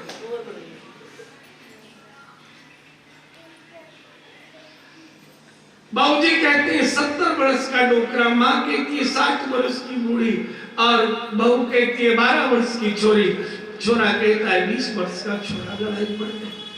छोरी ने सारा अपना सामान उठाया गेट के बाहर। अब गांव में ऐसा हो तो लोग सुलझाने के लिए पाड़ पड़ोसी कोशिश करते हैं। एक बालक आया, भाभी साहब के बात? बोले थारे भाई ने धोखो दे दियो, सोतन ले आया। बोले कटे से? हाथ में कस के पकड़ी थी उस कांच को। बोला यो से। ये तो खूब हंसा। बोले भाभी साहब देखो अणी में कुछ कोनी, देखो थे थाने ही देख रहे हो, साड़ी की देखो किनारी ऐसी, आपकी नोट पिन जैसी नोट पिन, आप जैसे खाने की कड़ फूल, आप इतनी सुंदर हो, आपने अपने आप को देखा नहीं है। अब तो ये खूब हंसी। तो जैसे अज्ञान में उस दर्पण के स्वभाव को बिना जाने क्लेश हो रहा था, ऐसे ही हमारे जीवन में जब तक हम इस चित्त की गति को नहीं जानते, चित्त के व्यवहार को नहीं जानते, तब तक जीवन में सुख और दुख का अनुभव, कलह कष्ट इसमें डूबे रहते हैं। और जिस दिन चित्त के स्वभाव को 100 रुपए गिर गए, बड़ा दुख हुआ, आज किसका मुंह देखा, 100 रुपए गिर गए, दूसरे 100 आते ही याद भूल गए। और किसी दिन 100 मिल गए, बोले आज किसका मुंह देखा, रोज उसी का मुंह देखेंगे, रोज 100 रुपए मिलेंगे। अरे न मिलने में प्रसन्नता हो, न जाने में दुख होगा। प्रसन्नता यदि मिलने में होगी तो जाने में भी दुख होगा। जो मिले मेरे गोविंद ने मुझे संभालने के लिए दिया। जितनी कृपा उन्हें परिवार पर करनी है, उनके सबके हिस्से का दिया है। मैं अपना अकेला अधिकारी नहीं। मन में ये भाव आए हमारे, मैंने कहा ठीक है, मैं चित्त के स्वभाव को संभाल लूंगी और समाधि लगा ली, सदैव वैकुंठ को प्रस्थान किया। पुनः कथामृत में वर्णन करते हैं, कश्यप जी का विवाह पूर्णिमा नाम की स्त्री से हुआ। विरज और विश्वास नाम के पुत्र हुए। एक कन्या हरि ऋषि को ब्याई गई, अत्रि ऋषि को अनुसुईया नाम की कन्या ब्याई गई। और तभी परीक्षित ने कहा, अत्रि ऋषि के घर में अनुसुईया जी से तो तीनों देवताओं का अवतार हुआ था। सुखदेव जी कहते हैं, राजा परीक्षित, अत्रेर ग्रहे सुरश्रेष्ठा जगत स्थिति उत्पत्त्यंत हेतवे ताम चिकीर्षताम दाता एतादाख्यायि में गुरु। गुरुदेव मुझे बताओ, तीनों अवतार क्यों लिया? कथामृत में वर्णन करते हैं, एक बार तीनों देवता वैकुंठ में इकट्ठे हुए, भगवान शिव, विष्णु और ब्रह्मा। और तभी भगवान शिव ने कहा, हम त्रिदेव कहलाते हैं, सारे संसार का सारा सुख हमारे पास है, हम सारे सुख के स्वामी हैं। भगवान नारायण मुस्कुराए, बोले जो सुख जगत में है वो देवताओं पर नहीं है। भगवान ब्रह्मा जी ने कहा, नारायण बताओ ऐसा कौन सा सुख है जो जगत में है और हम त्रिदेव के पास नहीं है? तभी भगवान नारायण ने कहा, हम तीनों की कोई माँ नहीं है, हमें किसी ने लाड़ नहीं कराया, मातृत्व का सुख नहीं मिला, किसी की गोद में नहीं रहे, कोई पिता नहीं है, किसी के कंधे पर नहीं चढ़े, न पिता का लाड़ मिला, न माँ की ममता का प्यार मिला। जब बालक माँ की गोद में होता है तो नींद आ जाती है, बिल्कुल निश्चिंत, हम सदैव चिंतन में रहते हैं। ब्रह्मा जी बोले तो हम भी माता पिता बनाएंगे, वो सुख हम भी पाएंगे जो संसार में है। भगवान नारायण बोले, हम माता पिता का सुख पा तो लेते, लेकिन हम सब विवाहित हैं, तीनों की पत्नियां हैं, और माता पिता का सुख वही पाए जिसकी पत्नी चाहे। नहीं तो पत्नी कहती है, माता पिता ने सुख ले लिया ब्याह से पहले, अब तो सारे सुख का अधिकार हमारा है।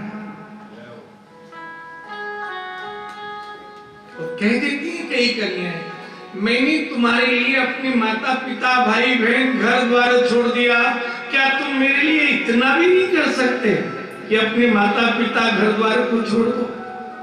जितना मैंने किया है उतना तो करो।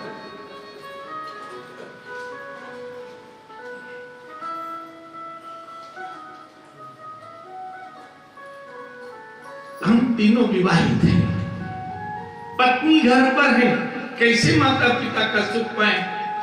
ब्रह्मा जी बोले, एक उपाय है, मेरे पुत्र नारद से कह देते, वो ऐसी लड़ाई कराएंगे तीनों के घर में कि हमारी पत्नियां हमें घर से बाहर निकाल देंगी।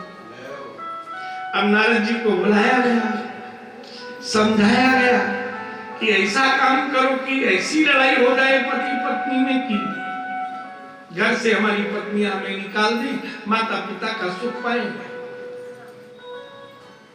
तीनों देवता अपने अपने पहुंच गए कैलाश पर्वत पर, भगवान शिव ब्रह्मलोक में ब्रह्मा। थोड़े दिन बाद नारद जी सबसे पहले कैलाश पर गए। सती मुख का दर्शन कर रही थी, शिव समाधि में थे। नारायण नारायण करते गए, बगल में बैठ गए। समाधि में शिव जी अचानक मुस्कुराते, कभी रोते, कभी हंसते। बोले आप तो इन्हीं को देखती रहो, आपकी कोई बड़ाई नहीं है, मेरे मन में बड़ा दुख है। नारद क्या दुख है? बोले आप जगत माता कहलाती हो, ये जगत पिता, और मैं चाहता था सारे संसार की स्त्रियां आपकी बड़ाई करें, आप अधिकार नहीं हो। लेकिन पृथ्वी पर एक अत्रि ऋषि की पत्नी अनुसुईया है, गृहस्थी नारियां उनका नाम लेकर श्रृंगार की वस्तु धारण करती हैं। अगर मांग भी भरनी हो तो एक चुटकी पहले माता अनुसुईया हमारे स्वास्थ्य की रक्षा करना, कहीं लगा दियो। चूड़ी भी पहनी तो मां अनुसुईया मेरे चूड़ियां सदैव सही। आपका कोई नाम नहीं लेता। स्त्री एक ही जगह से कमजोर है, जैसे ब्राह्मण दो जगह से कमजोर है। परशुराम जी सारी पृथ्वी को जीत लेते, लेकिन पंडित जी की कमजोरी पता थी। जो छोड़े क्षत्रिय रह जाते, वो निमंत्रण देते, बढ़िया खिलाते, चरण दबाते, और फिर कहते आप इसका क्या करोगे, बच्चे छोटे हैं, पाल लेंगे। आप थोड़ी कहती 21 बार क्षत्रियों ने ले ली, केवल भोजन करा के चरण दबाते। ऐसे स्त्रियों में एक कमजोरी है, उसका नाम है ईर्ष्या।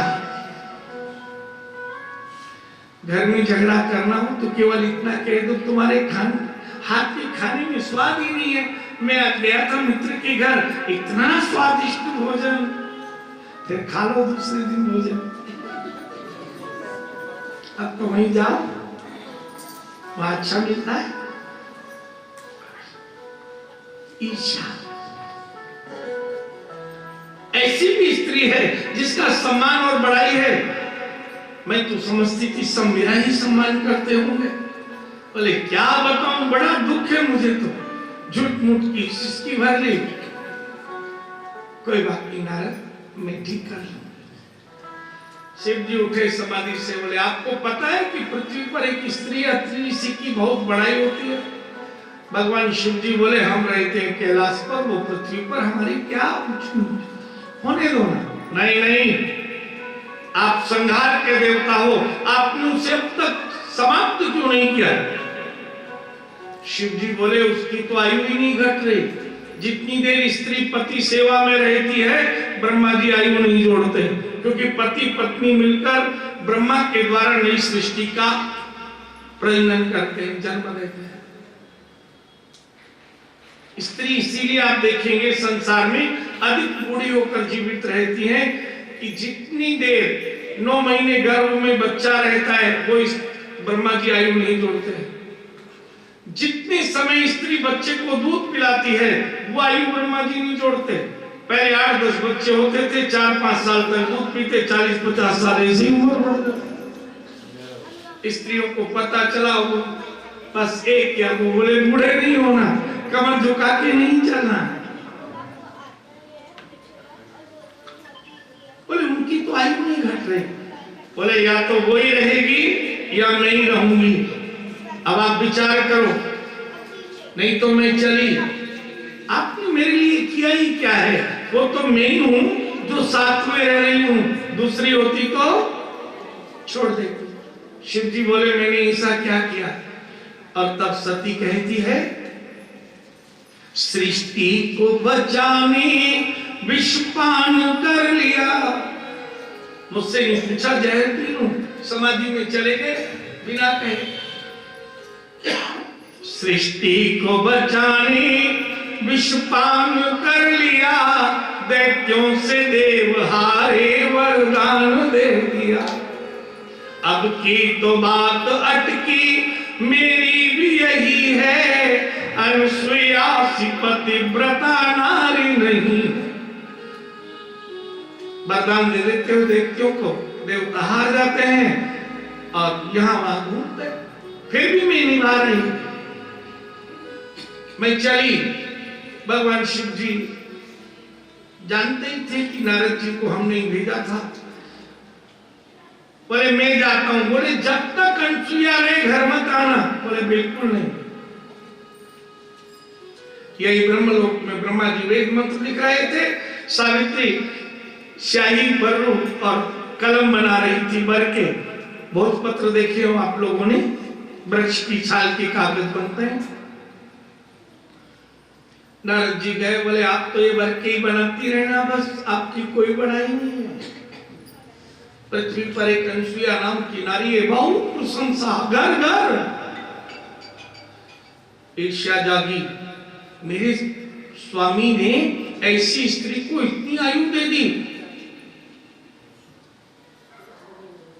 ब्रह्मा जी के लिए जितने भर के बनाए थे फाड़ दिए, स्याही ढोल दी, बर्रू तोड़ दिए।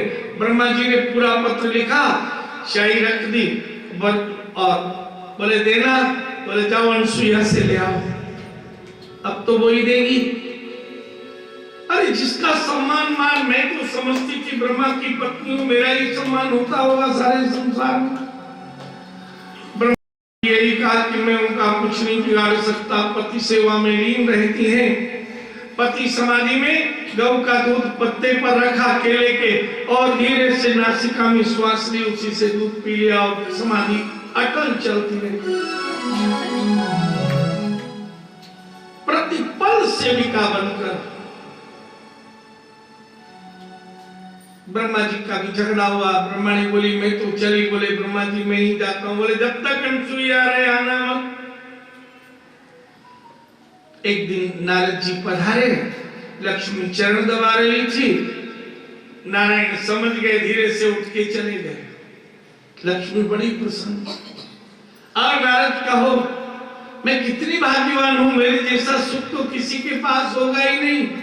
त्रिलोकी के स्वामी की अर्धांगिनी हूं, सारा ऐश्वर्य वैभव सारा जगत मेरी प्रशंसा करता है। नारद जी बोले आप अपने मन में ही विचार करती रहो, आपकी प्रशंसा जगत में नहीं होगी। पृथ्वी पर एक अनसुईया नाम की स्त्री है, उसकी बड़ी प्रशंसा है। और सारी वार्ता बता दी। अच्छा, मैं तो समझती थी मेरी ही प्रशंसा होती होगी।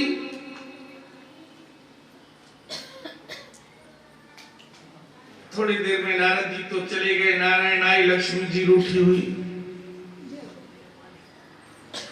भगवान नारायण ने पैर भी लंबे कर लिए पर दवाई नहीं। आपको पता है पृथ्वी पर एक अनसुईया नाम की स्त्री? बोले हाँ, उसकी बहुत प्रशंसा है। वो पृथ्वी पर, हम वैकुंठ में। बोले मैं चाहती हूँ मेरी प्रशंसा होनी चाहिए। बोले क्या करोगी, अपनी प्रशंसा उसी की रहने दो ना।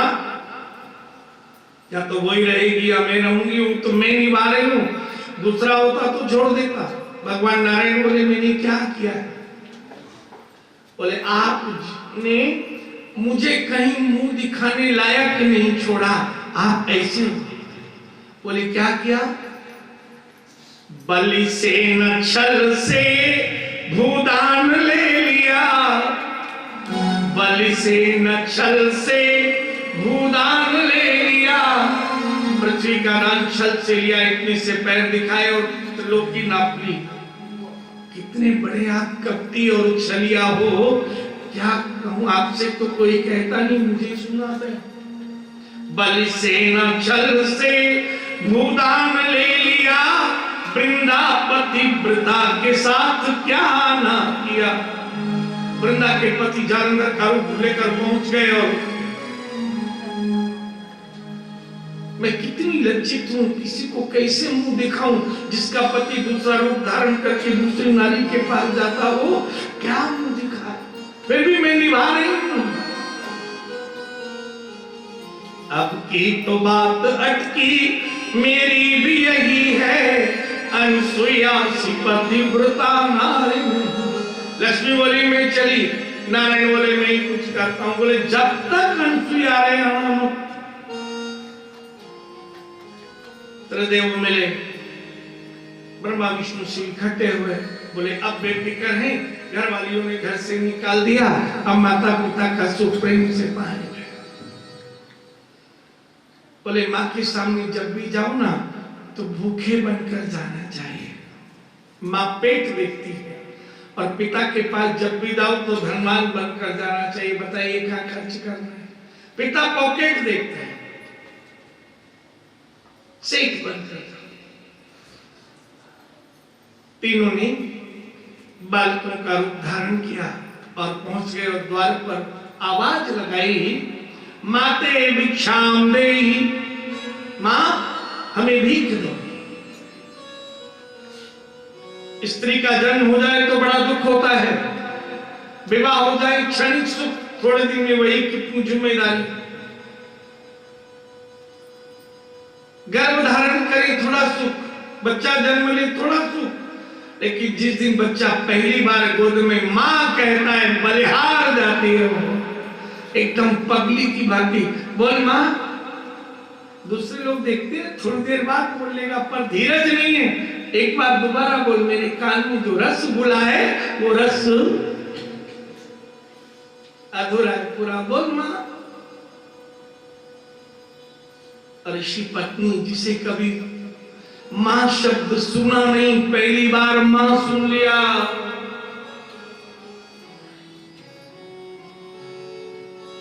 माते भिक्षाओं दे, दोबारा मां भीख दो।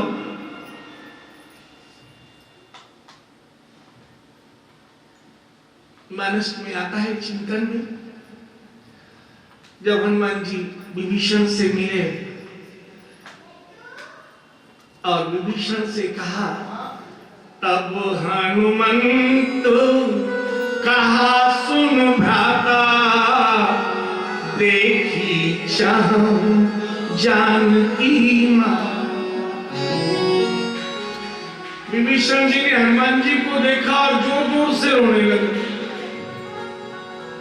अब हम किस कहा है, जानकी मां को देखना चाहता हूं, और वो जोर जोर से रोए, हनुमान जी को देखें। हम किसी के विषय में पूछे, कोई रोने लग जाए तो क्या लगता है वो पूरा हो गया होगा। रोए देखे रोए, हनुमान जी ज्ञानी नामक ज्ञान की गति। चुप भैया विभीषण, मुझे देखकर क्यों रोते हो? बोले इसलिए रो रहा हूं कि मेरे तीन भाई हैं, रावण, कुंभकर्ण, कुबेर, लेकिन कभी किसी ने भ्राता नहीं कहा। मेरे कान तरस गए थे, आज पहली बार इन कानों ने भ्राता शब्द सुना है। ये प्रेम बिंदु बाहर निकलता है। एक ना बताओ हनुमान, तुमने मुझे मन से भ्राता कहा है या व्यवहार से कहा है? हनुमान बोले मैंने भ्राता मन से कहा है, मैं निभाऊंगा। इतना सुनते ही फिर हनुमान जी को देखे, फिर रोए, देखे और रोए। बोले अब क्यों रोते हो? बोले हम कैसे भाई हैं? एक आप हो, पिताजी के पास से आए हो, माँ को कभी नहीं देखा, माँ मेरे पास है, मैंने पिताजी को कभी नहीं देखा।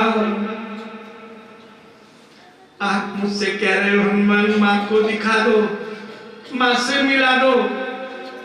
मैं तुम्हें माँ से मिला दूंगा, लेकिन भाई क्या तुम मुझे पिताजी से मिलाओगे? वादा करो, बोलो पिताजी से मिलाओगे? तब हनुमान जी ने कहा मैं वचन देता हूं, तुम मुझे माँ से मिलाओ, मैं तुम्हें पिता से मिलाऊंगा। ठीक वैसे ही आज कानों में शब्द आया है, माते भिक्षाम देहि, मां भीख दो। द्वार पर आ गई कमंडल हाथ में, तुम तीनों ने मुझे मां कहा है, वही भिक्षा मांगना जो संतान मां से अधिकार से मांग सकते हो।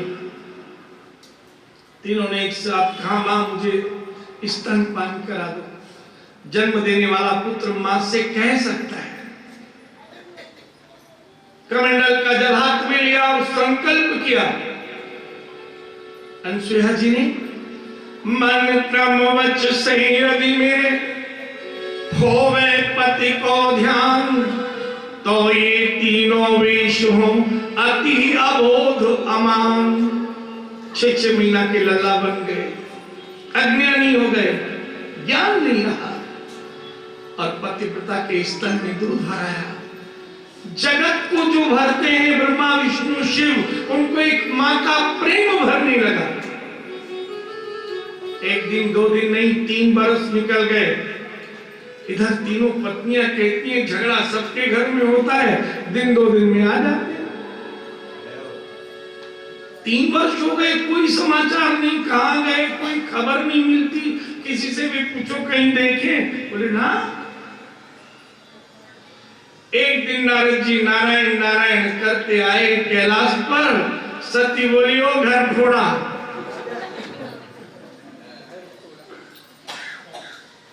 आप जानते हैं भवानी है, दुर्गा है, क्या कोई गलती हो गई? तुम्हारे बाबा कहाँ हैं, कब आएंगे?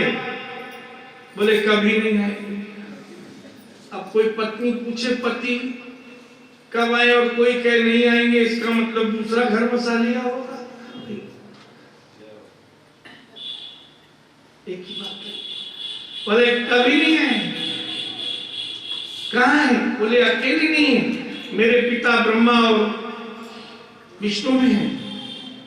तीनों माता अनसुईया जी के पास गए हैं और उन्होंने बालक बना दिया है। तपबल से स्तनपान करते हैं और जब तक बच्चा मां का दूध पीता है तब तक उसे किसी की याद।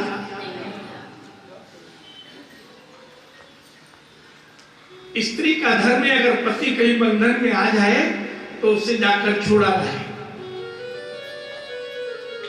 बोले ऐसा करो, बुलाकर लाओ लक्ष्मी जी को भी और सावित्री को भी। ले आए। तीनों ने आज्ञा दी, बताओ कहाँ है उनका आश्रम? बोले दूर से बताऊंगा, पास में नहीं जाऊंगा। बोले ठीक। अब तीनों देवियां पतियों को बंधन छुड़ाने पधारी। तीनों बालक खेल रहे थे, दूर से बता दिए वही तीनों हैं। तीनों बड़ी प्रसन्न हुई। अब किसी का पति 24 घंटे लोडिंग रिवॉल्वर रखता हो, पत्नी उससे लड़ सकती है क्या? सच बताना। और किस दिन खाली हाथ मिल जाए फिर तो बढ़िया आरती उतरे।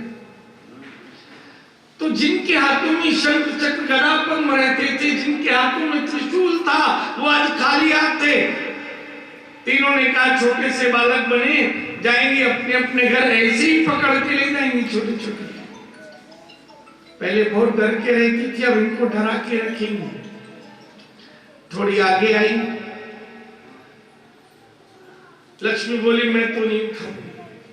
क्या हुआ? बोले मैं तो पहचान नहीं पा रही, गलती से शिव जी को उठा ले गई या ब्रह्मा जी को, तो अदल बदल हो गए। तो सती बोली मैं भी नहीं पहचान पा रही। सावित्री बोली मैं भी नहीं। और तभी सावित्री बोली मेरे वाले की तो पहचान है, जैसे मैं पास में जाऊंगी वो वेद मंत्र बोलने लग जाएंगे, वो मेरे वाले। लक्ष्मी बोली वो तो मेरे पास भी पहचान है, जैसे ही मैं पास में जाऊंगी वो लग जाएंगे, वो मेरे वाले होंगे। चल सती बोली तब तो मैं भी, वो समाधि में आ जाएंगे वो मेरे वाले, पास में चले। अब झनर मनर दोपहर को समय, हीरे जवाहरात चमचमाचम होने लगी, चौंधियाना उठने लगा। अब बालकों ने चमक कभी देखी नहीं थी और जैसे वो हिलती झुलती आगे गई, मणिमालाएं थी, श्रृंगार था देवियों का। बच्चों ने पीछे देखा, तीनों ऐसी लगी जैसे पकड़ने कोई भूतनी आ रही हो। दौड़ के भागे और झट मां अनसुईया के आंचल में घुटनों में मुंह छिपा लिया, बचाओ बचाओ। दौड़ी दूर भागे ब्रह्म बालक कुटी की ओर, दौड़ी दूर भागे बालक कुटी की ओर। तुम्हारा मां ब्रह्माणी जग दीनी दिखाई दी, तुम्हारा मां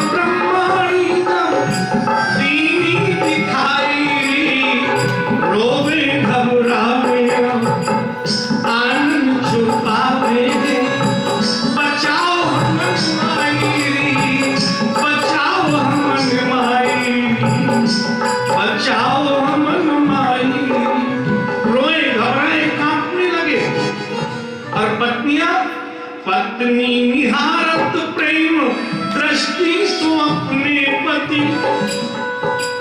देखो कैसे हमारी ओर आते थे, माँ के प्रेम में कितना डूब गए हैं कि हमसे विमुख हो गए।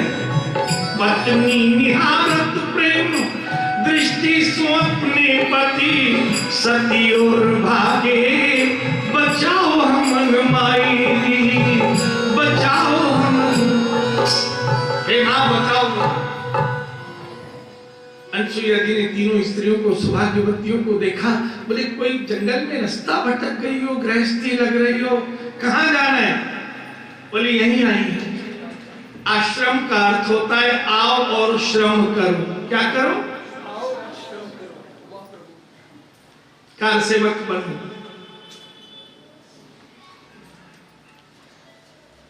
लेकिन हम लोग क्या कहते हैं? जाए पंडित जी आते गए, कुर्सी पर सोफा पर बैठो। पंडित जी दूध तो होगा, चाय पिलवा दो। अब बेचारे पंडित जी मंदिर छोड़ के चाय बनाने जाए। अरे वहां तो स्वयं रसोई में चले जाओ, पियो और पिलाओ। वो है आश्रम, आओ और श्रम करो। कहां आवश्यकता है, कौन सा काम अधूरा पड़ा है वो देखो उसमें। हमारा मां ब्रह्मणी आ गई, आश्रम में श्रम करने लगी। जगत माताएं पूरे दिन सेवा करती थी। अत्रि जी की सेवा करती, अनसुईया जी की, लेकिन तीनों बालकों की ओर देखती नहीं। रात में चरण दबा रही थी अनसुईया जी के। 4 दिन हो गए थे। मां अनसुईया जी को गुस्सा आ रही थी तीनों पे कि मेरी सेवा करती है तीनों, मेरे पति की करती है, बच्चों की तरफ देखती नहीं। कैसा इनका मन है, कैसी स्त्री है। चरण दबा रही थी। अनसुईया जी ने कहा तुम कैसी होती हो? मेरे पति की सेवा, मेरी सेवा, आश्रम के कार्य और बच्चों की ओर देखती नहीं। अरे निर्मल मन है बच्चों का। तीनों ने नीचे को मुंह करके कहा मां सच बात यह है, ये तीनों हम तीनों के पति हैं और हम पहचानती नहीं है कि कौन सा हमारा है, इसलिए हम सेवा भी नहीं कर सकती और देख भी नहीं सकती। हम लोग घर में कन्या का जन्म हो जाए तो मन में एक भाव रहता है पराए घर जाना है, कन्यादान करना है। अरे कन्यादान से बड़ा पुत्र दान होता है, जिस पर हमारे जीवन में वृद्धावस्था का भरोसा होता है। हम उसके हाथ में, एक कन्या के हाथ में दे देते हैं कि बहू आज से मेरे बेटे को तुम संभालना। पुत्र दान उससे भी बड़ा दान। आज अनसुईया जी ने कमंडल से जल ले लिया है और फिर संकल्प किया, मन क्रम वच से यदि मेरे होवे पति को ध्यान, मन क्रम वच से यदि मेरे होवे पति को ध्यान, तो ये तीनों विश्व जैसे पूर्व समान, अनसुईया जैसे पूर्व समान, अनसुईया जैसे पूर्व समान, अनसुईया जैसे पूर्व समान। ये तीनों वैसे ही हो गए जैसे पूर्व में थे। ब्रह्मा विष्णु शिव बन गए। शिव के साथ सती, विष्णु के साथ रमा और ब्रह्मा के साथ सावित्री, त्रिदेव और तीनों देवियां। प्रकाश हो गया आश्रम में। समाधि टूट गई अत्रि ऋषि की। देखा मैं तो जन्म भर तप ही करता रहा और पत्नी के सामने त्रिदेव। तीनों ही बालक कहते मां वरदान मांगो। हमारा नियम है अगर आप नहीं मांगोगी तो हम अपने धाम नहीं जा पाएंगे। किसी को दर्शन देते हैं तो वरदान देकर ही विदाई होती है। आज मां कहती है, एक माई तो होती है जो केवल बच्चों को देती है, कभी लेती नहीं है। जो लेती है वो मां नहीं होती। तन देती है, प्राण में से प्राण देती है, रक्त को दूध बनाकर पिलाती है, व्रत जप दान धर्म सब संतान को दे देती है, उसका फल मेरे पुत्र को मिले। मां मां होती है, मैं मां होकर कैसे मांगू? तीनों पुत्र बोले मां हमारा नियम टूट जाएगा। हम दिल्ली महानगर में कथा सुन रहे हैं, हमारे पास में एक नगर है फरीदाबाद, यहाँ एक मुस्लिम फरीद संत रहते थे, उन्हीं के नाम पर वो नगर। एक बार एक बूढ़ी मां जिसका बेटा बाहर पैसा कमाने गया हुआ था, उसका जन्मदिन था, गरीब थी, 2 जलेबी खरीद कर लाई और संत फरीद से कहा बाबा ये जलेबी खाकर मेरे बेटे को दुआ दे, आज उसका जन्मदिन है, अल्लाह ताला उसे सलामत रखे। उस फकीर ने रोजा रखा हुआ था, जैसे हम कथा सुन रहे मार्गशीर्ष मास में, ऐसे ही मुस्लिम में रमजान का महीना होता है, वो महीने में रोजे रखता है। हमारी वर्ष 12 महीने की होती है, मुस्लिम वर्ष 11 महीने की होती है। बोले ले जा मां अपनी जलेबी, आज मैं तेरे बेटे के नाम की जलेबी नहीं खा सकता, मैंने रोजा रखा हुआ है। वो मां रो पड़ी, मैं कितनी अभागन हूं, एक संत की दुआ भी मेरे बेटे के भाग्य में नहीं है, वो भी अभागा है। क्या आंसू उस फरीद संत से देखे नहीं गए, बोले मां ला मैं तेरी जलेबी खाऊंगा, मेरा अल्लाह भले ही रूठ जाए पर एक मां का दिल टूटने नहीं दूंगा। और उसने वो जलेबी लेकर खाई। ऐसे आज कह रही अनुसुईया, मैं मां होकर भी मांगूंगी, मेरा वचन टूटे पर पुत्रों का मर्यादा रहे, पुत्रों का वचन न टूटे, मैं मांगूंगी, पर वही मांगूंगी जो एक मां अधिकार से मांग सकती है।